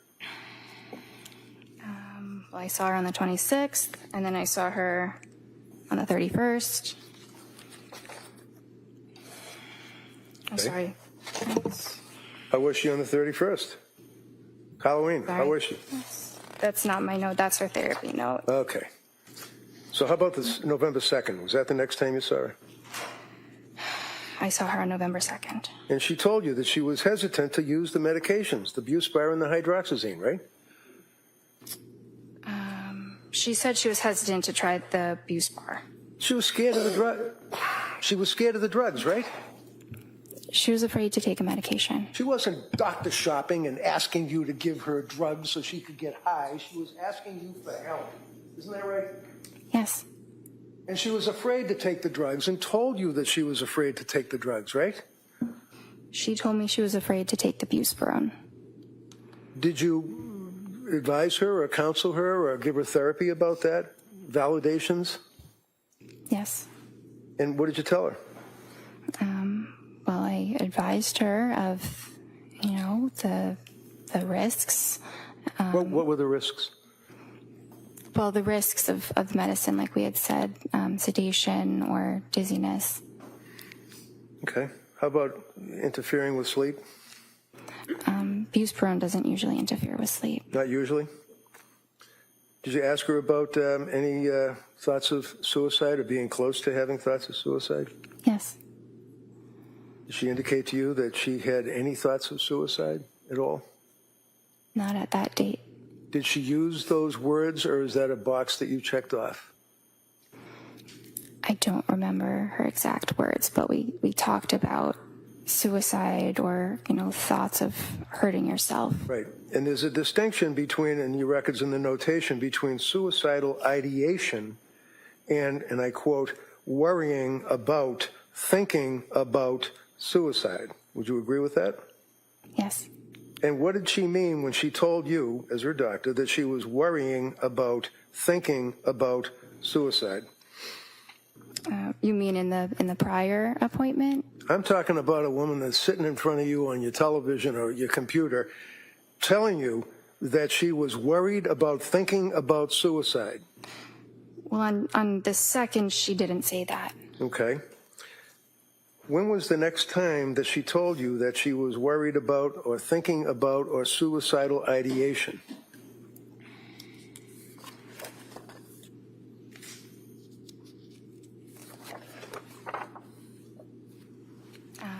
That was the December 1st visit. Okay.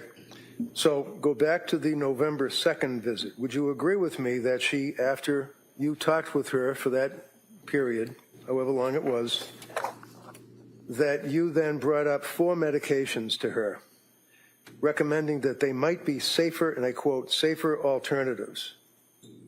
Would you agree with that? I see the word alternatives, not Okay. safer alternatives. Do you remember talking to her about Remeron? Yes. Did you recommend that she take Remeron? No. Did you ever prescribe Remeron? No. And is that mirtazapine, as far as its generic name? Yes. And Remeron is an antidepressant, isn't that right? Yes. And you did not feel that that would be an appropriate medication for her to take at that time? It was a very reasonable option, but we didn't decide to start it. So is this a collaboration? In other words, you and the patient, you would both make a decision as to when to start a drug? Or is it your decision and advice to the patient? Well, it's ultimately my decision, but the patient's thoughts about the matter are very important. At the end of the day, the patient has to go home and take it themselves. I'm not there to ensure that that is happening or not. So you had a November 22nd appointment, right?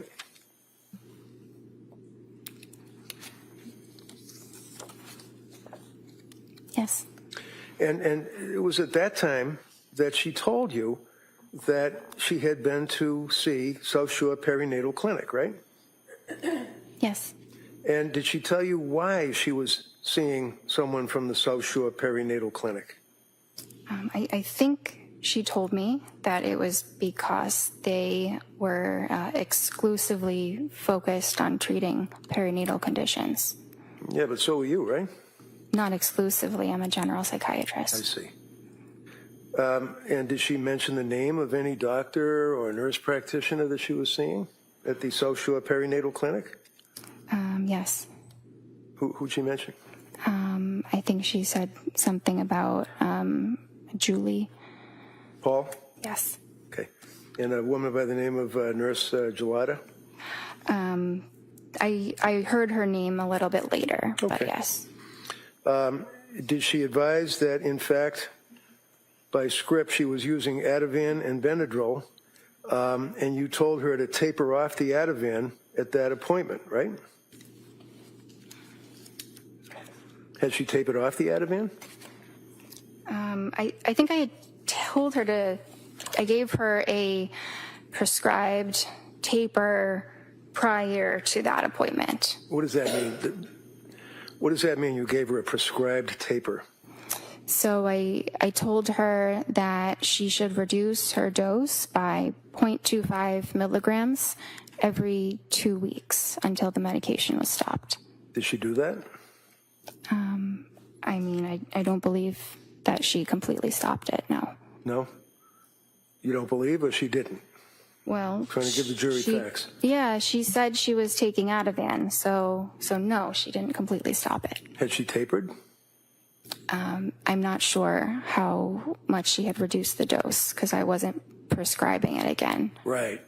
So, did you know that she had been, or had she been, to any emergency wards between that period of time that you last saw her and when you were seeing her on this meeting?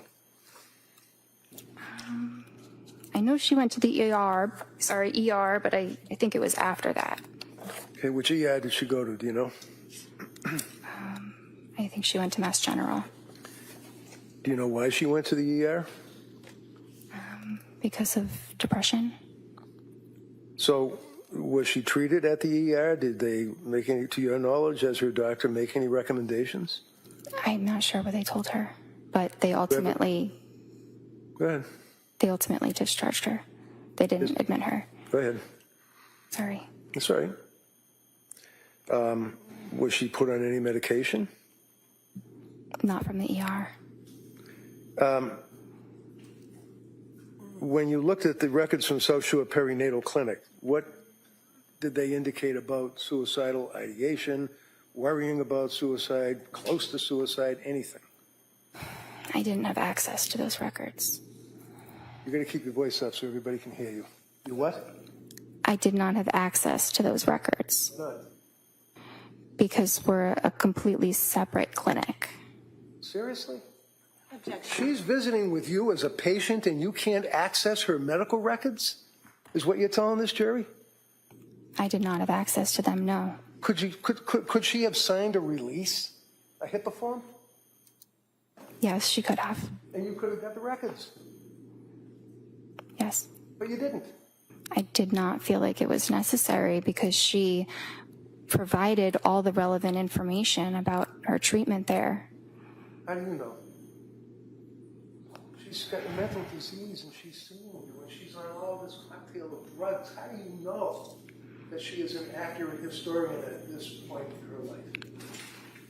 It felt very accurate when she was able to recall the names of the medicines, doses of the medicines, specific days. She provided a lot of incredibly detailed information. So it showed me she was capable of doing that. So when you talked to her husband, Pat, how many times did you talk to her husband, Pat? I think The guy was living with her. I think it was once. And he came to your office, right? No, he didn't. He got on the television on the computer screen, right? Yes. And when was that?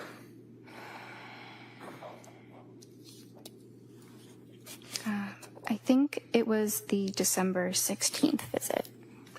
So let's. Reddington, before we get to that, Okay. probably a good spot to stop. We're going to take the morning recess, and then we'll come right back. Okay? Court, all rise.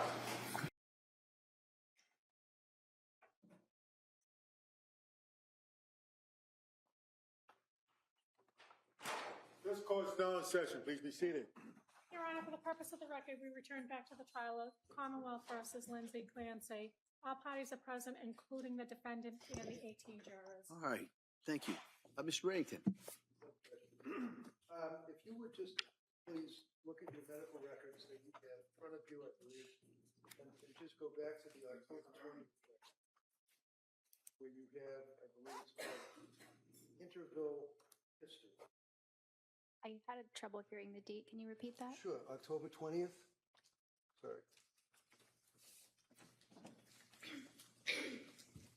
Okay.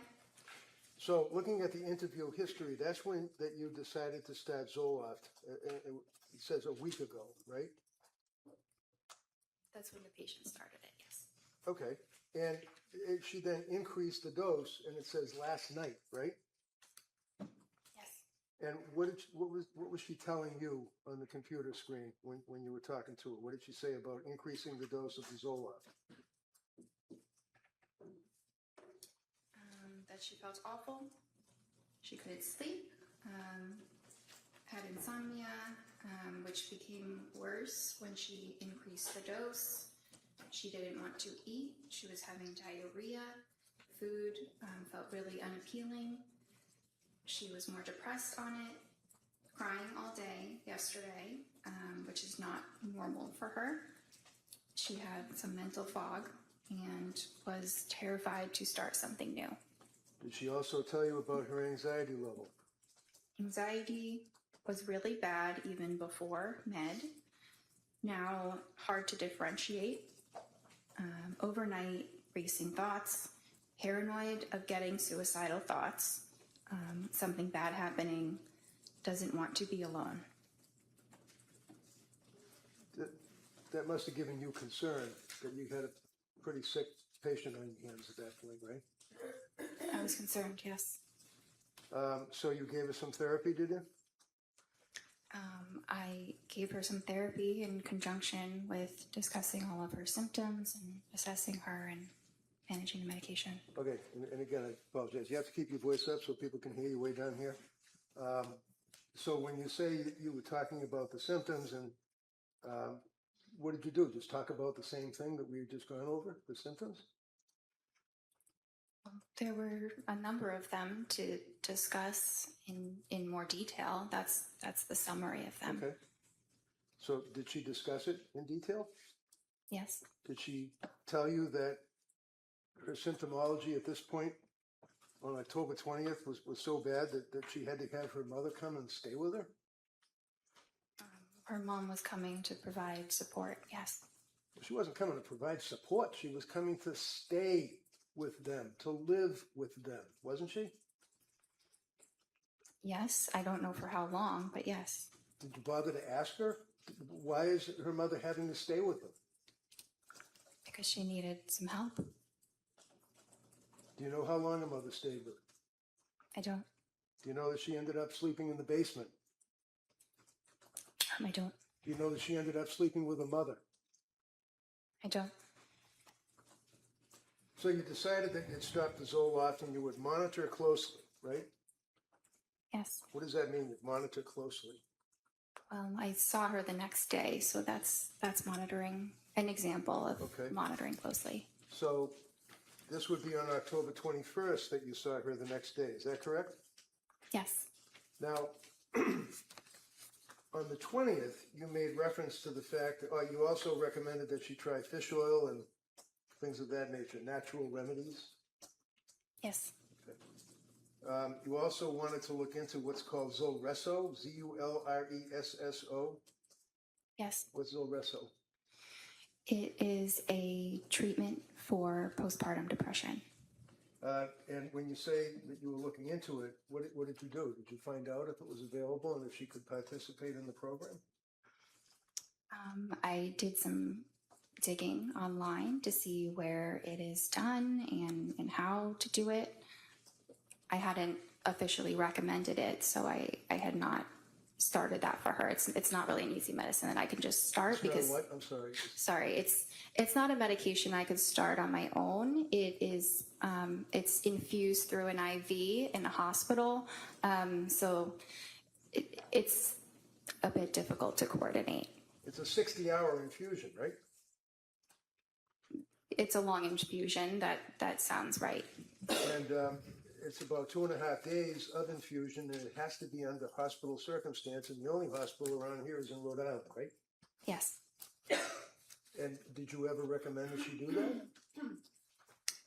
It was something to consider. I couldn't make the official recommendation because that's not something I prescribe.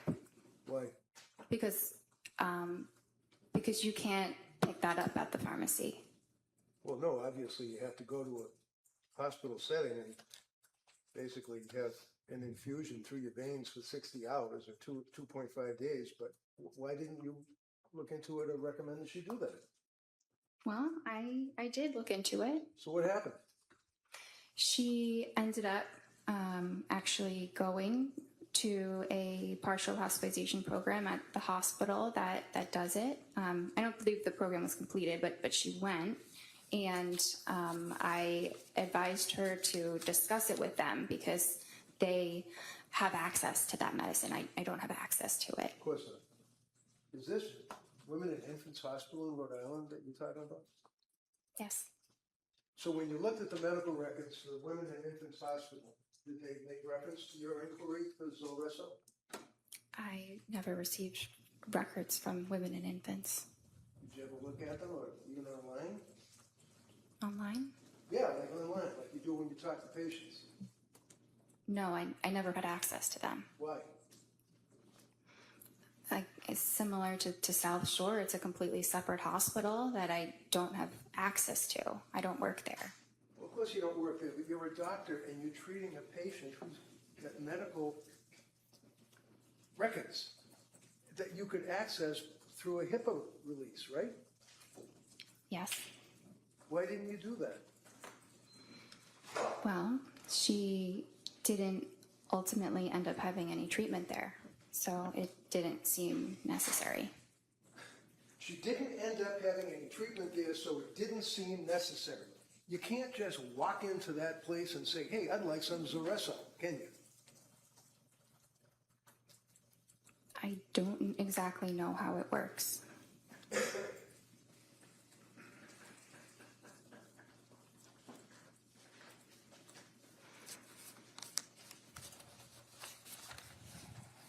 And then again, on that date, which would be October 20, when the jurors are looking at the records, you checked off the boxes again on objective findings, mental status exam, appearance, speech, things of that nature, correct? Yes.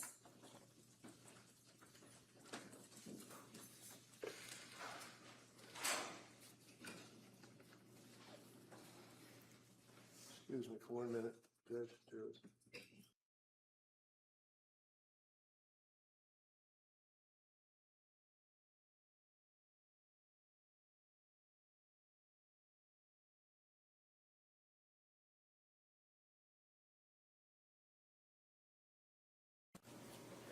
Well, those were a lot of her words. Right, isn't that a concern? Your patient is telling you she doesn't want to be alone. Why didn't she want to be alone? Because she was very anxious and had the feeling like something bad might happen. Okay. Did her mother ultimately and dad come to stay with them? Yes. How long did they stay with them? I don't know. Jeb, when you talk to the mother, what is she doing? How does she appear? Is she in bed all day? What did they tell you? They never called my office, so I never spoke with them. They never called your office? They never called me or sent a message, so I did not have communication with them. So that's their fault, but they didn't call you, the doctor, I guess, right? Sustained. Next question. So, do you think maybe it would be reasonable if you're the doctor and you're investigating your patient's symptomology that you might, when you know that the parents are staying with her, that you would make a phone call yourself? It's not typical when you have an adult who is able to advocate for themselves to speak with their parents. So while she is telling you about her symptomology and tearfulness and crying and unable to get up and anxiety and the medications and the mental illness that she had, you felt that she could advocate for herself? Yes. Okay, on the television, on the computer. Yes. The next time you saw her was on October 26th, is that correct? And you can pull up your record. Yes. Now, and if you look again at the interval history where you put down what's going on in the patient's life that time, this is when she indicated that she's back to where she felt that she was before Zoloft, which was not great, and that you guys were considering a new medication. Is that right? Yes. And then you started her on Ativan, as we talked about, right?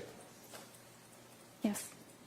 And then you started her on the buspirone, right?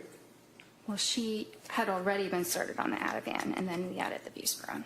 So my question was, you started her on buspirone, right? Yes. Okay. And also you added hydroxyline as needed, right? Yes. And you continued the Ativan, correct? Yes. Did you discuss side effects with her at that point? Yes. Did you also discuss starting Remeron or pregabalin? Yes. What did you tell her about Remeron and pregabalin? I don't think I went into any detail about those medicines, just that those might be things to consider in the future. And then you saw her on October 31st, right?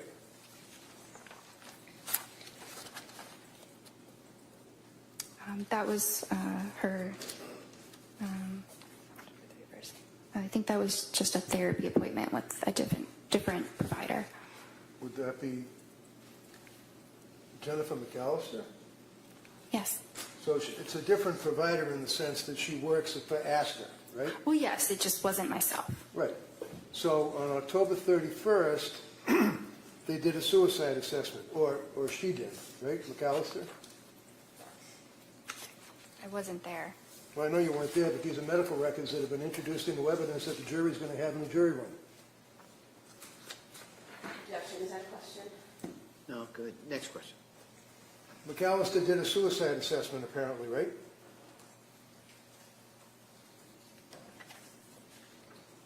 I'm sure she assessed No, for no, no. suicide. Look at the record, please. Where do you see it? Sorry. Where it says suicide assessment. There's only 4 pages for October 31st. Yeah. Well, actually, there would be 8 because it's 2 sides.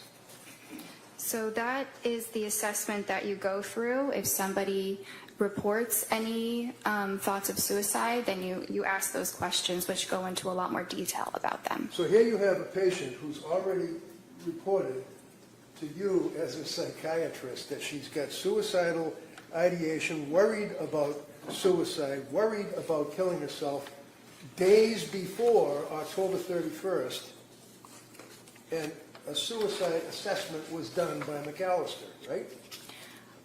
I wasn't there. You would have to ask her. Well, maybe I will, if she Okay. comes in. Okay. Why don't you tell me what the record shows? Did they do a suicide assessment? Did she check off the little boxes? I'm looking for that section. It says that patient denies suicidal or homicidal ideation at this time. Okay, so again, this is on October 31st, right? Yes.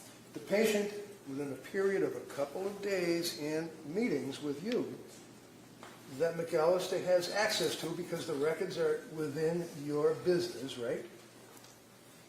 It's not my business, but yes. Has reported suicidal ideation and fear and dwelling about killing herself and afraid of those thoughts, right? Let's see. I just want to be absolutely clear.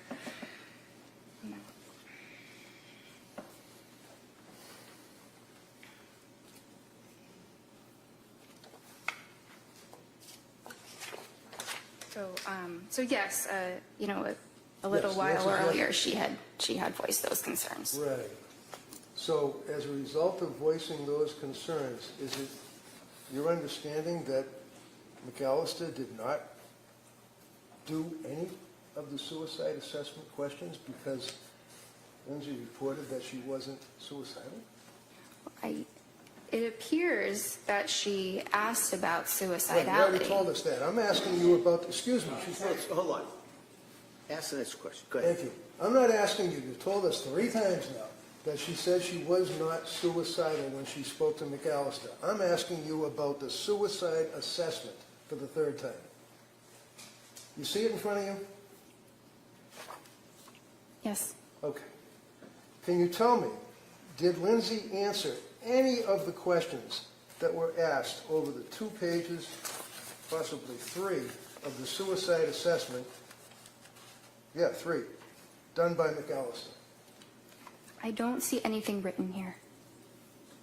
So was there a suicide assessment?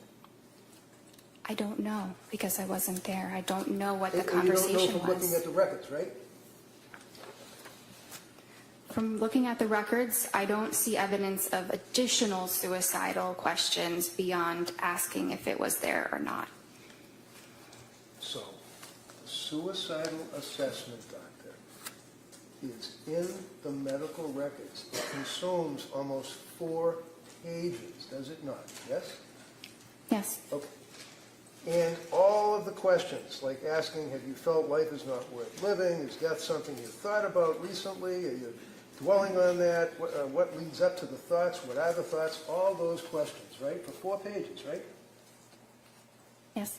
And there is not one notation indicating that that test was ever administered to her on October 31st, correct? Correct. But it looks like it was asked in other ways. Okay. November 2nd. Oh, it was asked in other ways? Is that what the little checkbox where it says deny suicidal ideation? Can I read something that she You wrote in the have note? indicated repeatedly that she denied suicidal ideation, right? Yes. The suicidal assessment was not administered, according to the record that's in front of you, by McAllister, yes? The additional suicidal assessment, yes. November 2nd. By the way, as a psychiatrist, not a psychologist, you have the ability to prescribe medication, obviously, right? Yes. And that's what we talked about, the DEA number and all of that, correct, which you had for about a month, other than when you were a resident, right? Yes. So you're prescribing these SSRIs and antipsychotics and antitropics or whatever they are, and it's important as to the metabolism of your patient with those drugs, isn't it? Yes. Okay, wait a second. What does metabolism mean? The body breaking down the medication. So how is it that you can determine how the body of your patient is breaking down the medication that is in their brain and they're complaining about all of these symptoms? How, as a doctor, do you determine how the body's breaking it down? We don't typically have any specific testing that we do to understand that. How about a blood test? It's not done for that. It's not done for that, meaning a blood test is not done to determine the metabolism of your patient, of your medications? Are you referring to genetic testing? No, I'm asking Okay. about the metabolism. I'm not Okay. talking about genetics. I'm talking about the metabolism of the SSRIs in her body. Okay. You can tell that metabolism rate through blood testing, right? Not in the way that you're describing. Okay, what way would it be? There is genetic testing that can give information about metabolism. Like what? It can talk about different enzymes that a person might have to suggest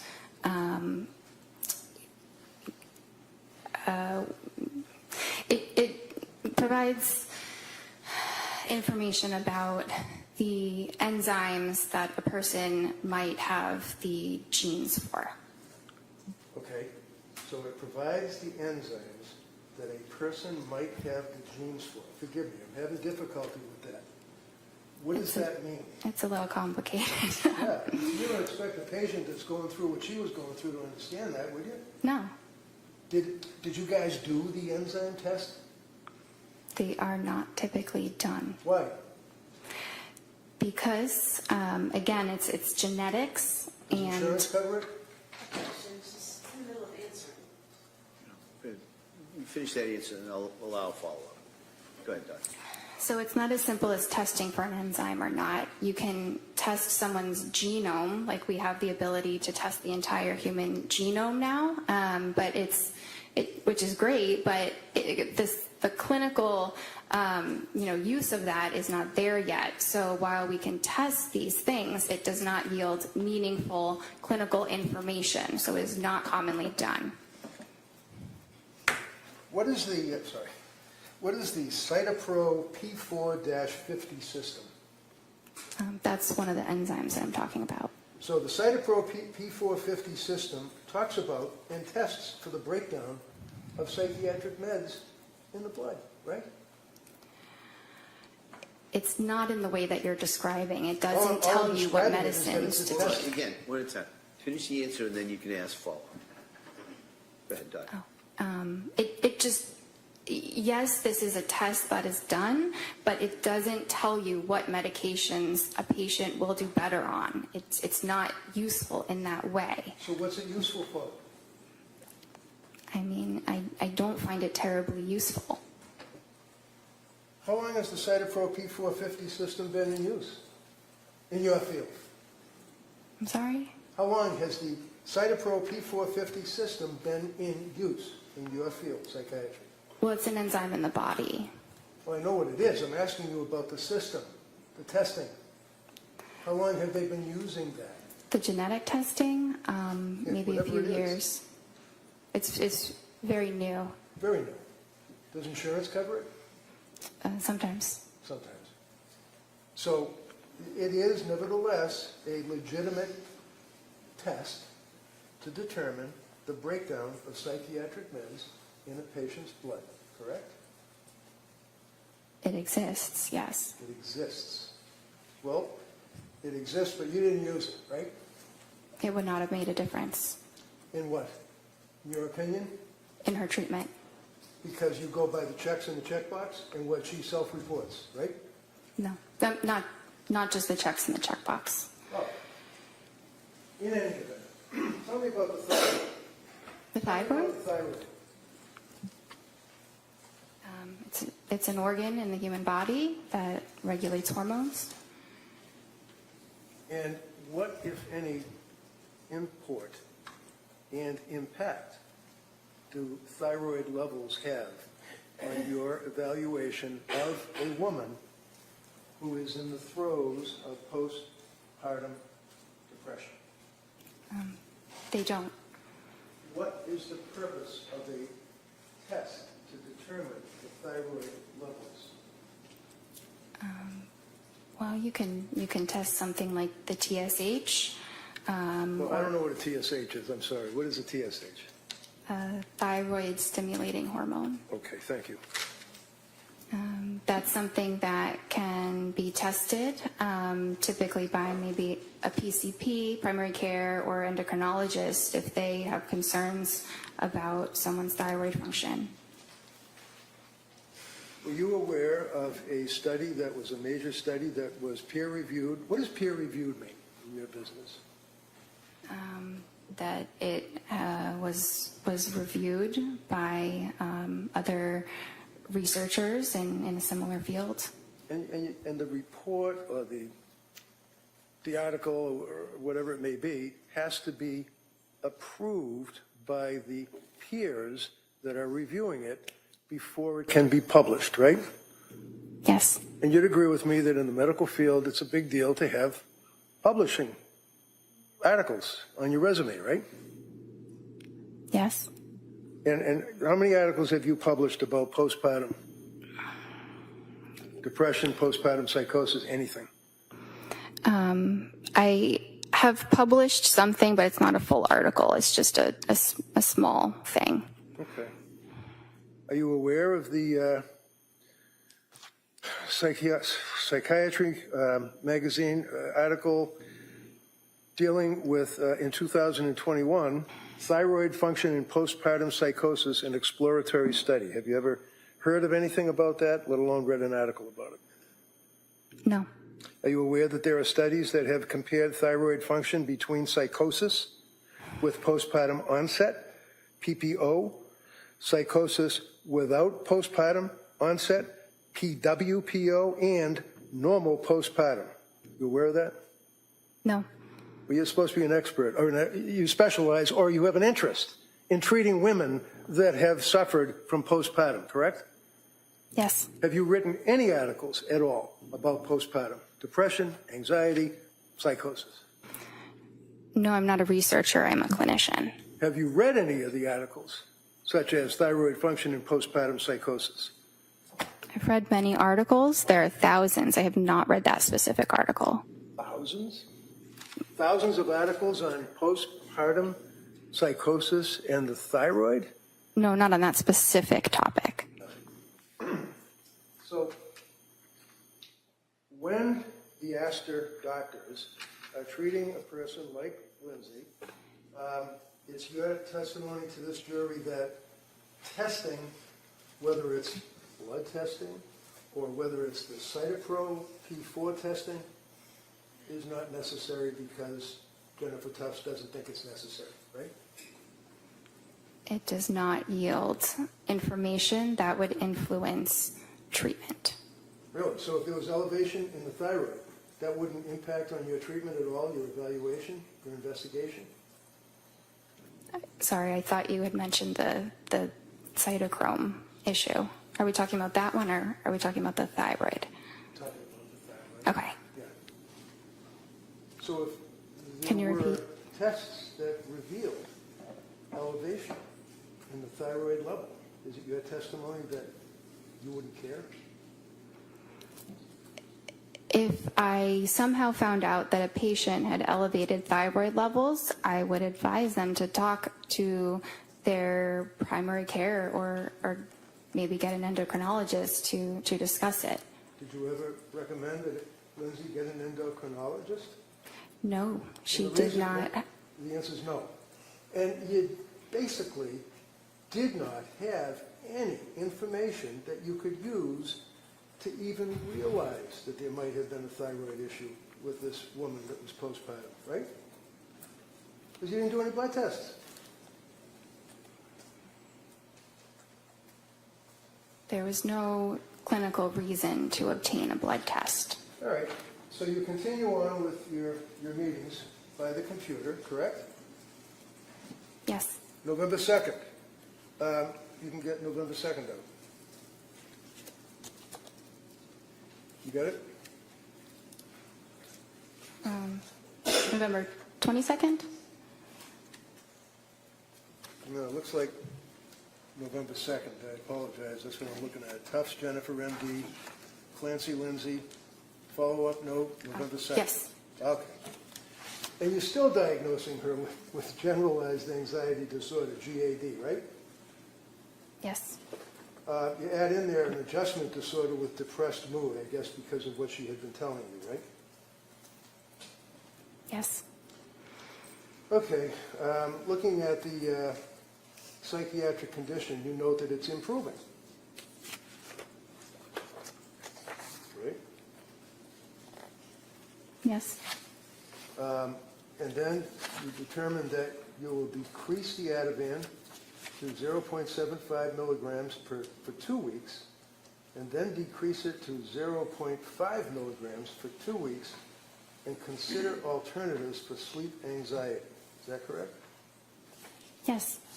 And then you note if she's having urges to harm herself or others, to go to the nearest emergency room and call 911 and things of that nature, correct? Yes. So is that a form that you basically press a button, because it seems to be kind of like a generic advice. Call 911 if you're feeling suicidal and things of that nature.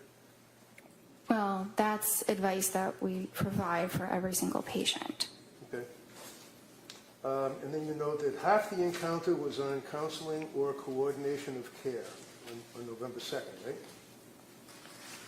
Yes, that's a typical statement. It's just a part of documentation that doctors use. All right. Now, on November 2nd, you were suggesting the 4 drugs that she would start would be Remeron, Trazodone, Pregabalin, and hydroxyzine, right? Those were just things we were considering. Oh. I wasn't starting all of those I medicines. see. On November 22nd, now that would be almost 3 weeks later, right? You saw her, right?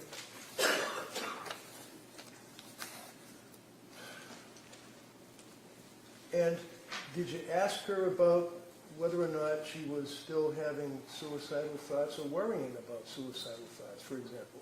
Did you ask her that? Yes. And how do you know that? Because the box is checked? It's written in my note. What does it say? Patient denies SI. Okay. What did you ask her about that? I don't remember the exact words, but I know that I asked about that. Did you ask her about how things were going at home with her mother and father staying there? That I don't remember. I didn't document how her parents were doing. Okay. Well, I don't really care about how her parents were doing. I'm asking about whether or not you asked her how it was working out while her parents were there helping out. If you did, fine. If you didn't, that's fine too. Yeah, I don't think that I did. In this Okay. appointment, sorry. Okay, that's all. That's fine. December 1st was the next appointment, correct? And you can look at the interval history. Yes. Now, on that December 1st appointment, this is after she had transferred to South Shore. Yes. She disclosed to you that she had been seeing South Shore, right? Yes. We already talked about the fact that you never got the records from South Shore, so you don't know, other than what Lindsay reported to you, what medications she was on, right? Right. I knew what she was telling me. Right, and she told you that she was doing the Ativan taper, right? Well, she said she had tried doing that, but that then she was having worse sleep. Having difficulty sleeping is what she indicated to you, right? Yes. And she tried other meds that you had suggested, but stated that she was having difficulty with those meds, including trazodone, right? Well, the trazodone she didn't have a problem with. It just didn't seem like it was particularly helpful. Right. Did you prescribe the trazodone or somebody else? This was somebody else. So do you know what the milligrams were that she was on? It says she tried between 50 and 150 milligrams. All right. Now, did she at some point try Remeron? She said that she did. Did you suggest in your discussions that she try Remeron? No, I did not. Did she indicate to you that she had rebound anxiety and intrusive thoughts, that she was going to die? Do you recall that? Well, she said worse depression and intrusive thoughts. Okay. Did she tell you what the intrusive thoughts were? It was the feeling like I'm going to die. Did she then have a script for Prozac, 10 milligrams? That's what she said. And she said that she couldn't sleep and had worse sleep, so that had to be stopped, right? Yes. Then she was on Klonopin, right? Yes. And what is Klonopin? It's a benzodiazepine. And on December 1st is when she told you, again, that she was close to having suicidal ideation, feeling hopeless. You recall that? Yes. Now, on the interval history, on that date, you indicated that she can't sleep, she's panicking, she had worse depression, intrusive thoughts, she was numb, nothing mattered, I feel like I'm going to die, denies suicidal ideation, but, quote, yesterday, close to it, feeling hopeless. Did you give her therapy and validations after she told you that? I believe that I did. What did you do? You got a woman that's telling you that she's hopeless. She doesn't care if she dies. Can't sleep. What did you do to validate on your therapy? Well, I told her that this was something that we could address, that there was hope, that there were treatments, and there are different types of treatment programs that are more supportive, like partial hospitalization programs. So she knew that she still had options and a reason to hope. Did you ever suggest to her that maybe you ought to come in and see me rather than talk on the computer? Talking with her over the video did not seem like an issue. It didn't seem like there was anything that I was missing or that there was any need to see her in person. Now, you'd agree with me that in December of 2022, COVID was all done, right? It wasn't completely all done. Were you still nervous about dealing with people and wearing masks and stuff, or were you able to sit down and talk to somebody face to face? We were definitely feeling more comfortable about being face to face with people, but I think, it was still something that we thought about. You discussed trying Seroquel with her at that point, right? I didn't really discuss it. She had told me that was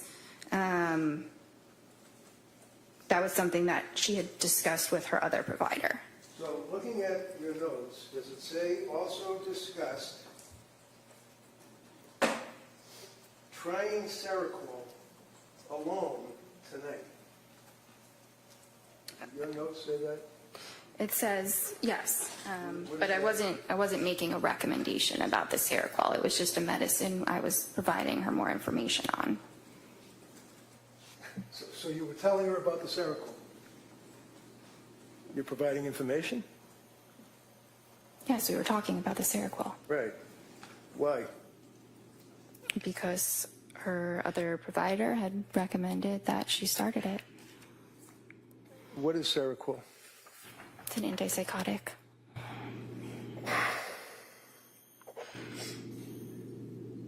You also discussed with her the possibility of undiagnosed bipolar disorder, did you not?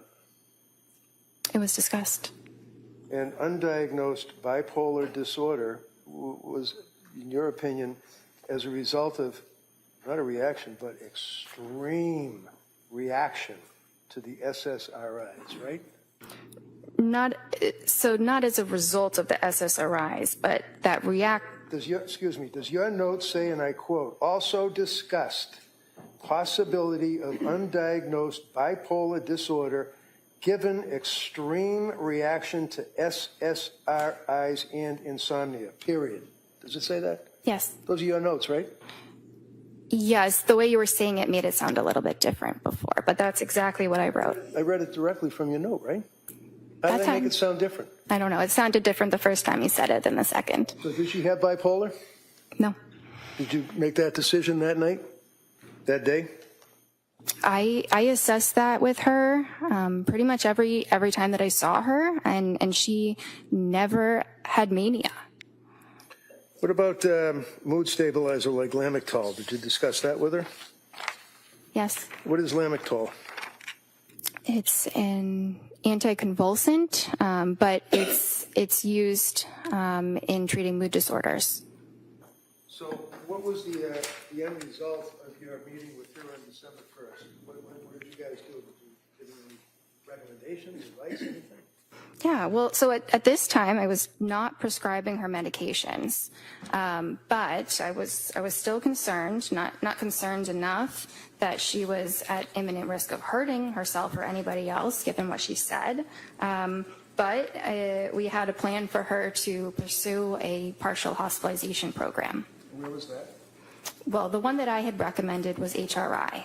What is that, HRI? It's a hospital in Brookline. And did she ultimately go to another hospital? She ultimately went to the Women and Infants Hospital for one day. And those are the records that you didn't get, right? Correct. Okay. And you decided that she did not have bipolar disorder because, in your opinion, she did not meet, and I quote, the criteria, right? That would be the criteria in the DSM, right? Yes. And the DSM, of course, is the Diagnostic Statistical Manual, Roman numeral 5R, meaning text revision, right? Yes. Is that what you were using back then? Would be this thing here, DSM-5, TR? Just the DSM, right? It's like a cookbook, right? It's more of a guideline that we use to, to help us in our treatment, but it's not the psychiatry Bible that people sometimes think that it is. Right. Hypomanic bipolar disorder. How many days does that require under the DSM? A hypomanic episode lasts for at least 4 days. And is that per the DSM? Yes. Remember on Friday you said that the most important criteria is 7 days with continued high energy levels? Yes. So is it 7 days or is it 4 days? And who says? Well, mania is 7 days. Hypomania is 4. Discussed again, Monday does occur on December 1st, and that's the Lamont sheet, right? Yes. And do you know in your records that she indicated that she was really struggling? And it was as a result of that you recommended that hospital program, correct? Yes.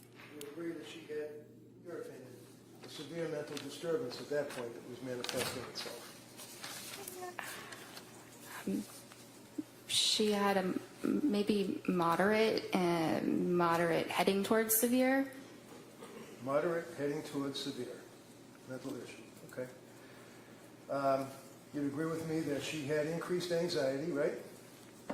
Yes. She had very, very increased depression, right? Well, she did. She said Okay, so as you since answer the this, Ramadan. just answer yes or no. I'm sorry. I was just trying to check the record.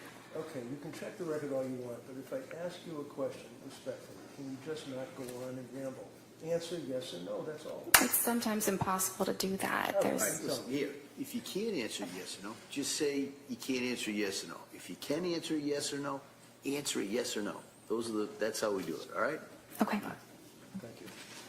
Now, mental issues like anxiety that was diagnosed, the depression that was diagnosed, and the fact that she indicated yet again that she was close to suicidal ideation, quote, worried about suicidal thoughts, but you indicated that she wasn't suffering from suicidal ideation on that date. Is that fair? She denied it. But she told you that she was worried about suicidal ideation and having suicidal thoughts, right? Well, this was the time she said she was worried that she was close to having suicidal thoughts. So did you ask her what does that mean? Does that mean that she's standing at the edge of the stairs and she's thinking about falling down the stairs, or what? What does that mean, I'm close to suicidal ideation? So I asked about that, and that's when she said she described it further as using the word hopeless.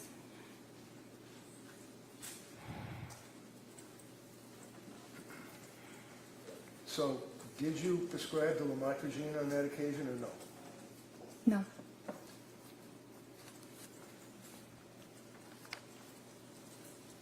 On December 16th, that's the next appointment she had, right?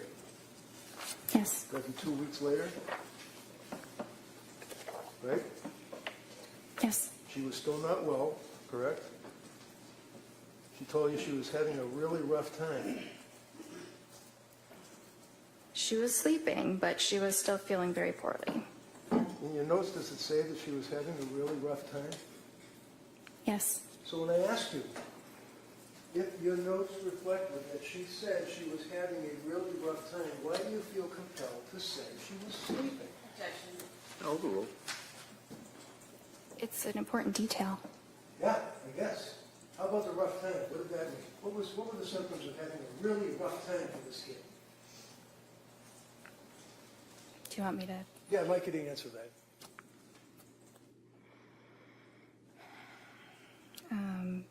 So finally works, referring to the Valium and quetiapine, but very depressed during the day. No motivation, some SI. Do you want me to continue? Sure. Went to MGH emergency room for SI, declined inpatient, feeling hopeless, no intent or plan, and feels like depression related to Seroquel. Okay. Now that's the question on Friday that, well, strike that. So what was the SI? Suicidal ideation? Yes. And can you read that back to me again? What did she say about SI? So that when she went to the hospital, she went because she had no motivation, some SI. Some SI meaning that she had some suicidal ideation, right? Yes, in her words, yes. Yeah, in her words. As opposed to thinking about having suicidal ideation or worrying about suicidal ideation. She actually indicated that she had suicidal ideation, right? I can't answer that as a yes or no. Well, it's in your notes that she said that, right? Yes? What is in my note?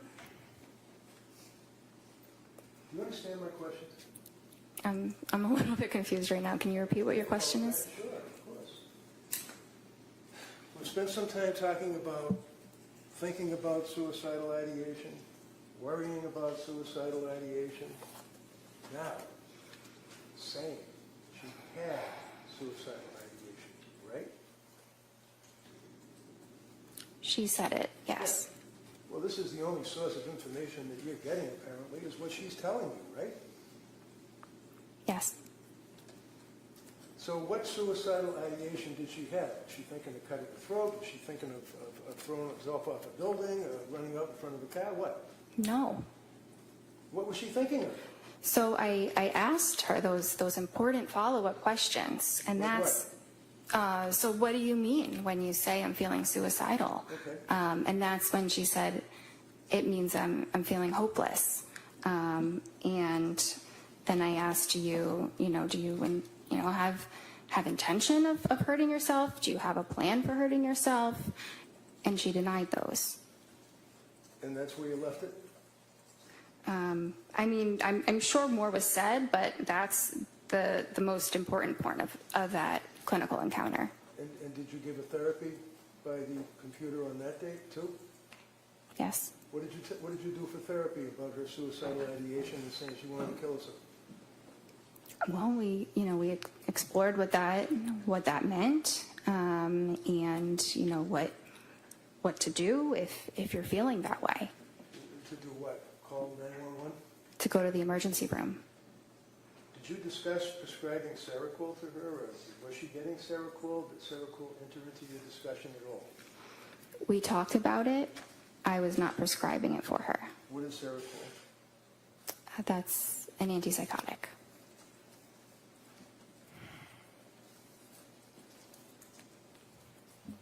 So, at the conclusion of your meeting on December 16th, basically what you took away is that she had now increased to suicidal ideation, was feeling hopeless, all the rest of the things that we've talked about, and then she just moved on, went home? Well, she was assessed in the emergency room and was not admitted, and I assessed her on that day again, and while she was certainly struggling, she did not require hospitalization at that moment. So she was planning on going to the Women and Infants program, and I supported that. Did you know that around that time she confessed to her husband that she was having now thoughts of harming children? No. Would that have been something you were concerned about? If I heard that, I would have been very concerned. You would have called DCF, right? I might have. And when you spoke to Pat, did you ever ask him what his observations were of her spiraling into November and December? Not that one time that he stuck his face on the computer and talked to you. Did you ever talk to him? He never called me again. Or he never called at all. I never spoke with him again. So he is a husband of a woman, just had a baby, who's postpartum with all of these symptoms that we talked about, all of the drugs that you were prescribing, and that she was dealing with trying to get help. You never talked to her husband about what he observed? Because he didn't call you? Well, we did speak on that visit, Which visit? the 16th. Or I think that's the one that he was at. You think it was? It's not noted in your records? It's not noted, but I remember some of what we talked about, and so in reading that record, it seems like that's the likely one that he was at.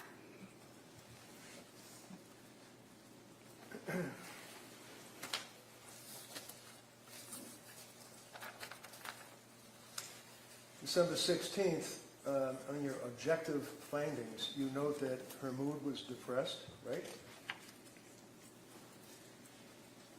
Yes. what does that mean? Did she just say, I'm depressed, or did she give you symptoms? I mean, you checked the little box. Yeah. Yeah, it means she's saying that she's depressed. Okay, so you're the doctor, you checked the little box. What did your patient tell you about her symptoms that she was depressed on that date? Was she crying? Was she able to get out of bed? Was she worshiping at the porcelain god? What was going on in her life? She said she was having a really tough time. Her affect was flat, right? Yes. And again, depressed, you check it off twice. One under mood and one under affect, right? Yes. And then next page it says recent lab work. That wouldn't be blood testing, would it? Does ASTA do blood testing? We don't have a phlebotomist or a lab, no. Well, why does it say recent lab work typed into your form where you check off the little boxes? And that's something that auto-populates. It's a template that, It's a what? many different, it's a template. The whole node is something that psychiatrists or probably all across the country use. Probably. You can't diagnose someone's illness by a template, though, can you? No, You filled in, no lab results were found, right? there were none in the computer. Yes, I didn't type that in though. It So who typed it in? auto-populated. It was auto-populated. So on the next page where it talks about symptom goals, treatment goals, I'm sorry, symptom reduction and improve functioning. What does that mean? Symptom reduction is to have fewer mental health symptoms, and improved functioning means improved day-to-day life functioning, things that she's doing in her daily life. Really? Did you tell her all that? You get Yes. a young woman that's obviously mentally ill, very sick. She's deteriorated, whether you like that word or it's automatically imported. What, on that date, did you do? Never mind all those words you just said. What did you tell her on the television or the computer? I told her to go to the partial hospitalization program, and if she was having more suicidal thoughts again, or felt like she was at risk of hurting herself or anybody else, that she should go immediately to the emergency room. How long did that meeting take? Probably about 30 minutes. And was that the therapy that you provided, telling her to go to the emergency room? That was probably a component.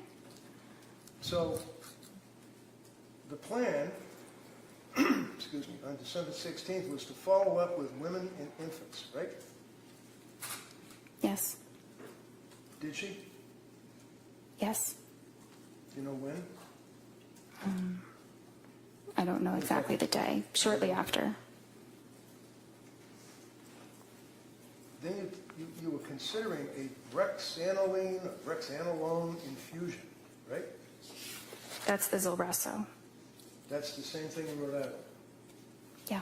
Okay? And that didn't go anywhere, right? That's No. It says start Lamictal, 25 milligrams daily, right? Yes. Continue Seroquel, right? What was the milligram for the Seroquel up to at this point? Well, she had told me it was 200. Well, That was was it? that. I did not write that prescription, so that's what her provider had prescribed her.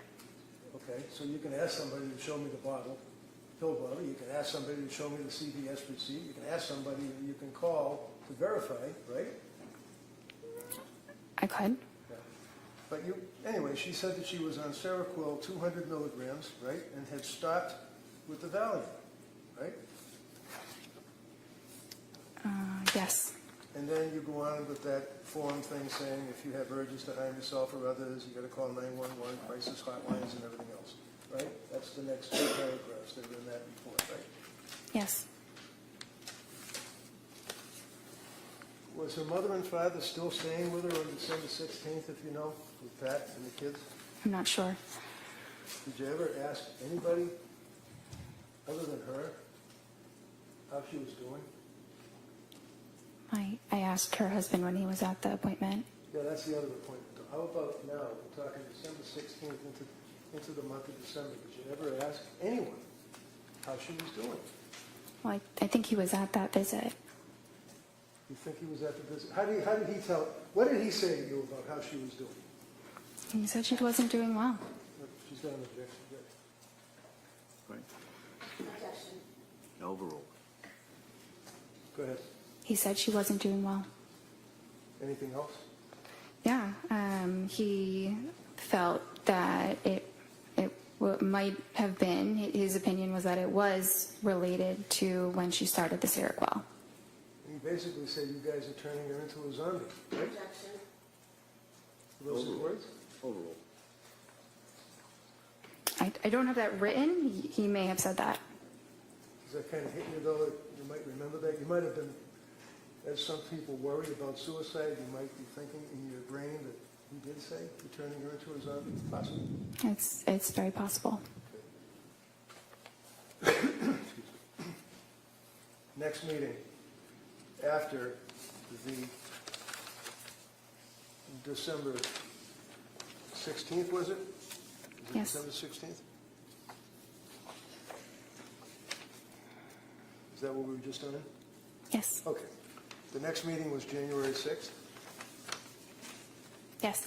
Okay. And how does this happen? Does the patient call? I know you don't set up these appointments. Somebody has to deal with somebody in administration or whatever.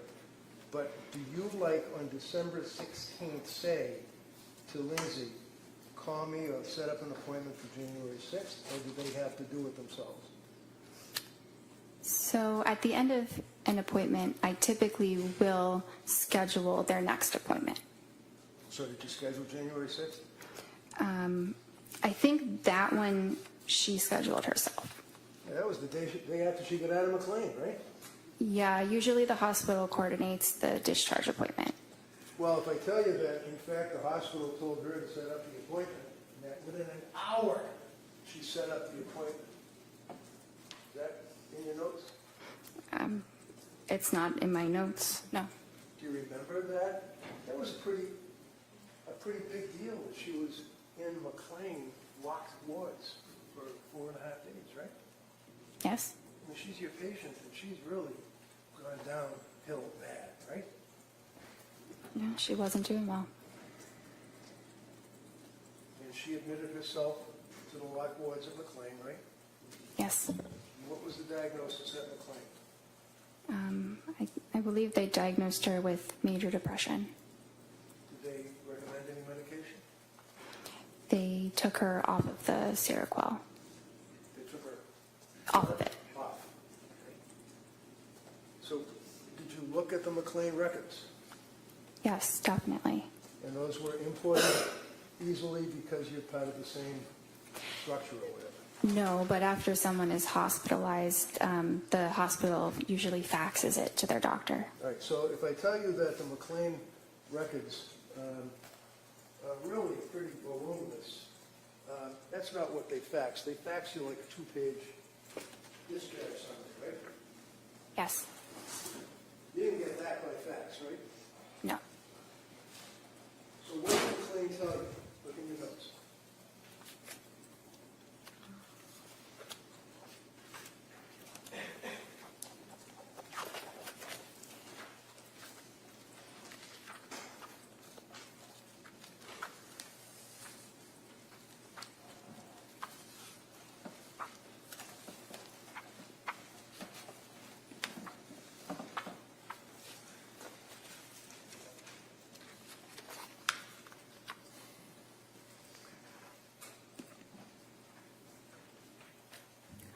Which part do you want me to read? Did you ever have her sign a release from McLean? Did you ever get access to the McLean records? I had access to the discharge summary. Okay, so put the discharge summary aside, because that's what they faxed you, a couple of pages. What about the records? No, but that's typically not No, done. never mind typically. The answer is no. You never got the records, right? A discharge summary is a record. Did you talk to the doctor that discharged her?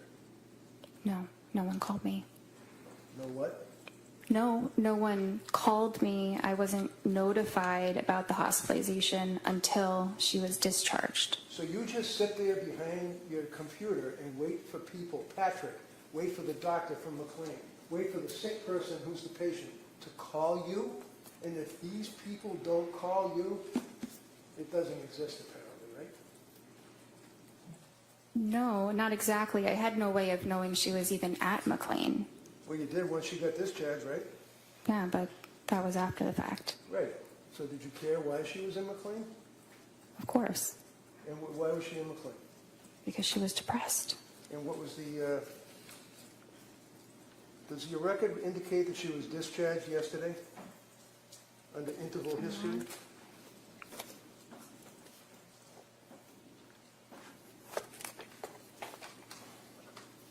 Yes. And discharged from where? Well, I said MGH. Is that Mass General Hospital? Yes. And she was currently on trazodone? Yes. She indicated that the goal was to come off Seroquel, Yes. and she described herself as still being very numb. Yes. She couldn't sleep, right?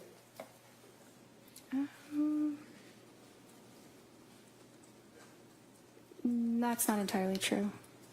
Am I lying? I'm reading the medical records here.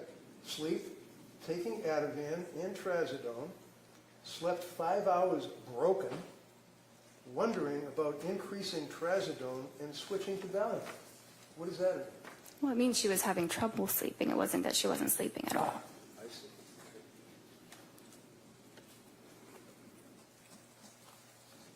So was the trazodone increased at that point? Yes.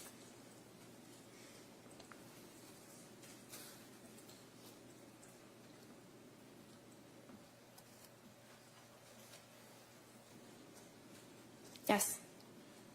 How about on January 9th? Did you see her through the computer or whatever then? Yes. And did you prescribe medication to her on that date?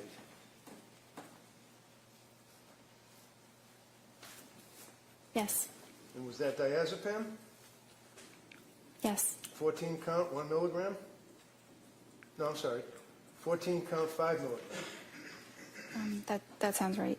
Okay. Did you also, on January 12th, 3 days after January 9th meeting, prescribe additional medication to her? I'm not sure. I don't have a record from January 12th.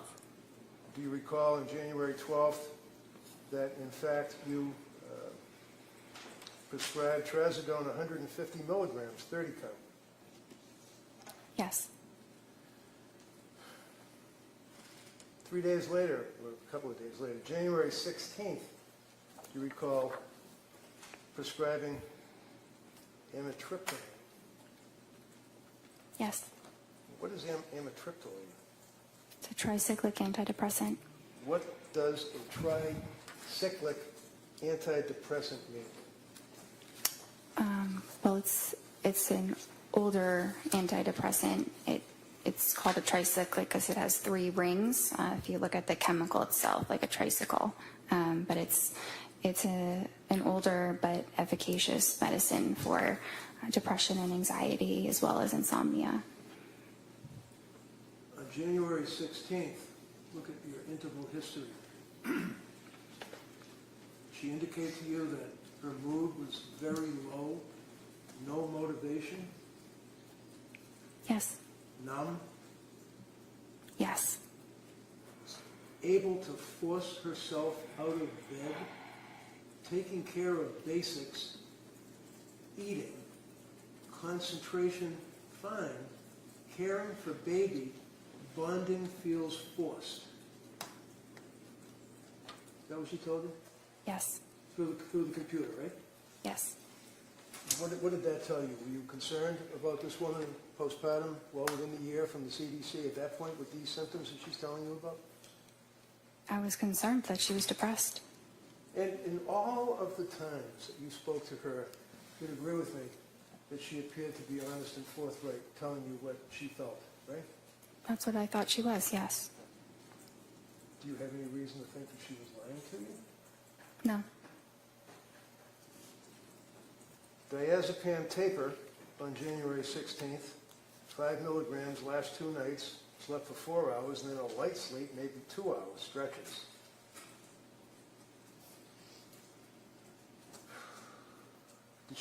Did she express that she was still having concerns about side effects from medications?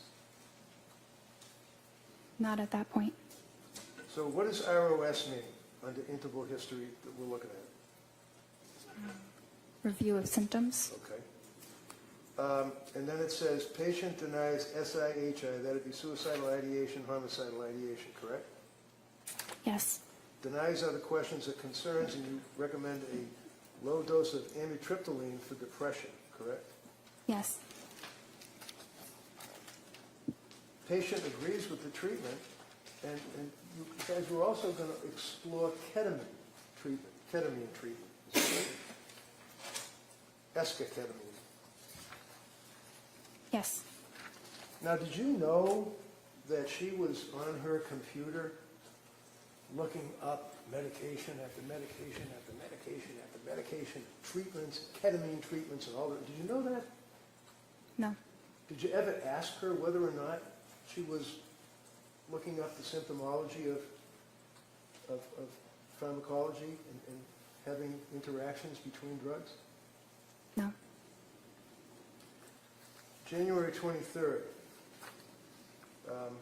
you had that meeting, correct, with her?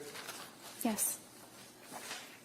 And this is after, obviously, excuse me, the January 16th appointment. And in the January 16th appointment, she told you that her mood was very low, and that's the worst that she ever reported her mood to you. Isn't that right? On the 16th? Yeah. I don't know if that was the worst it was ever reported, but it was certainly bad. And you didn't recommend that she have a hospital evaluation, did you? This is the day before she killed the kids, right? The 23rd? Yeah. It was the day before. You didn't recommend a hospital evaluation, did you?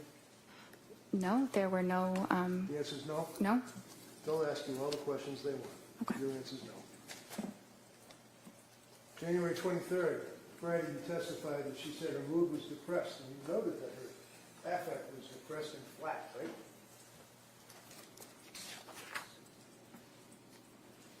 Yes. She also reported that her heart was racing, right?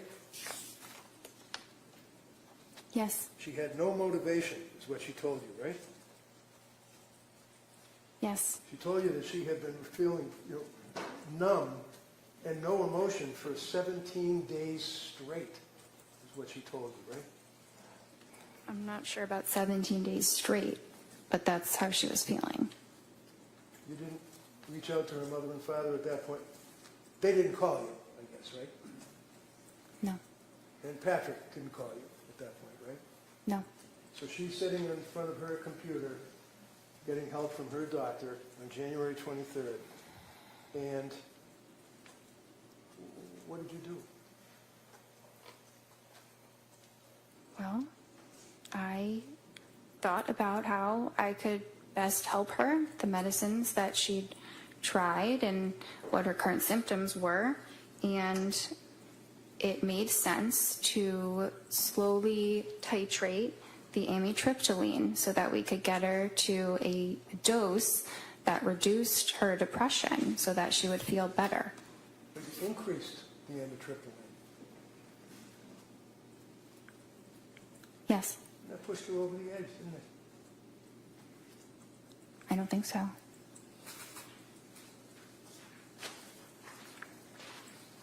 That's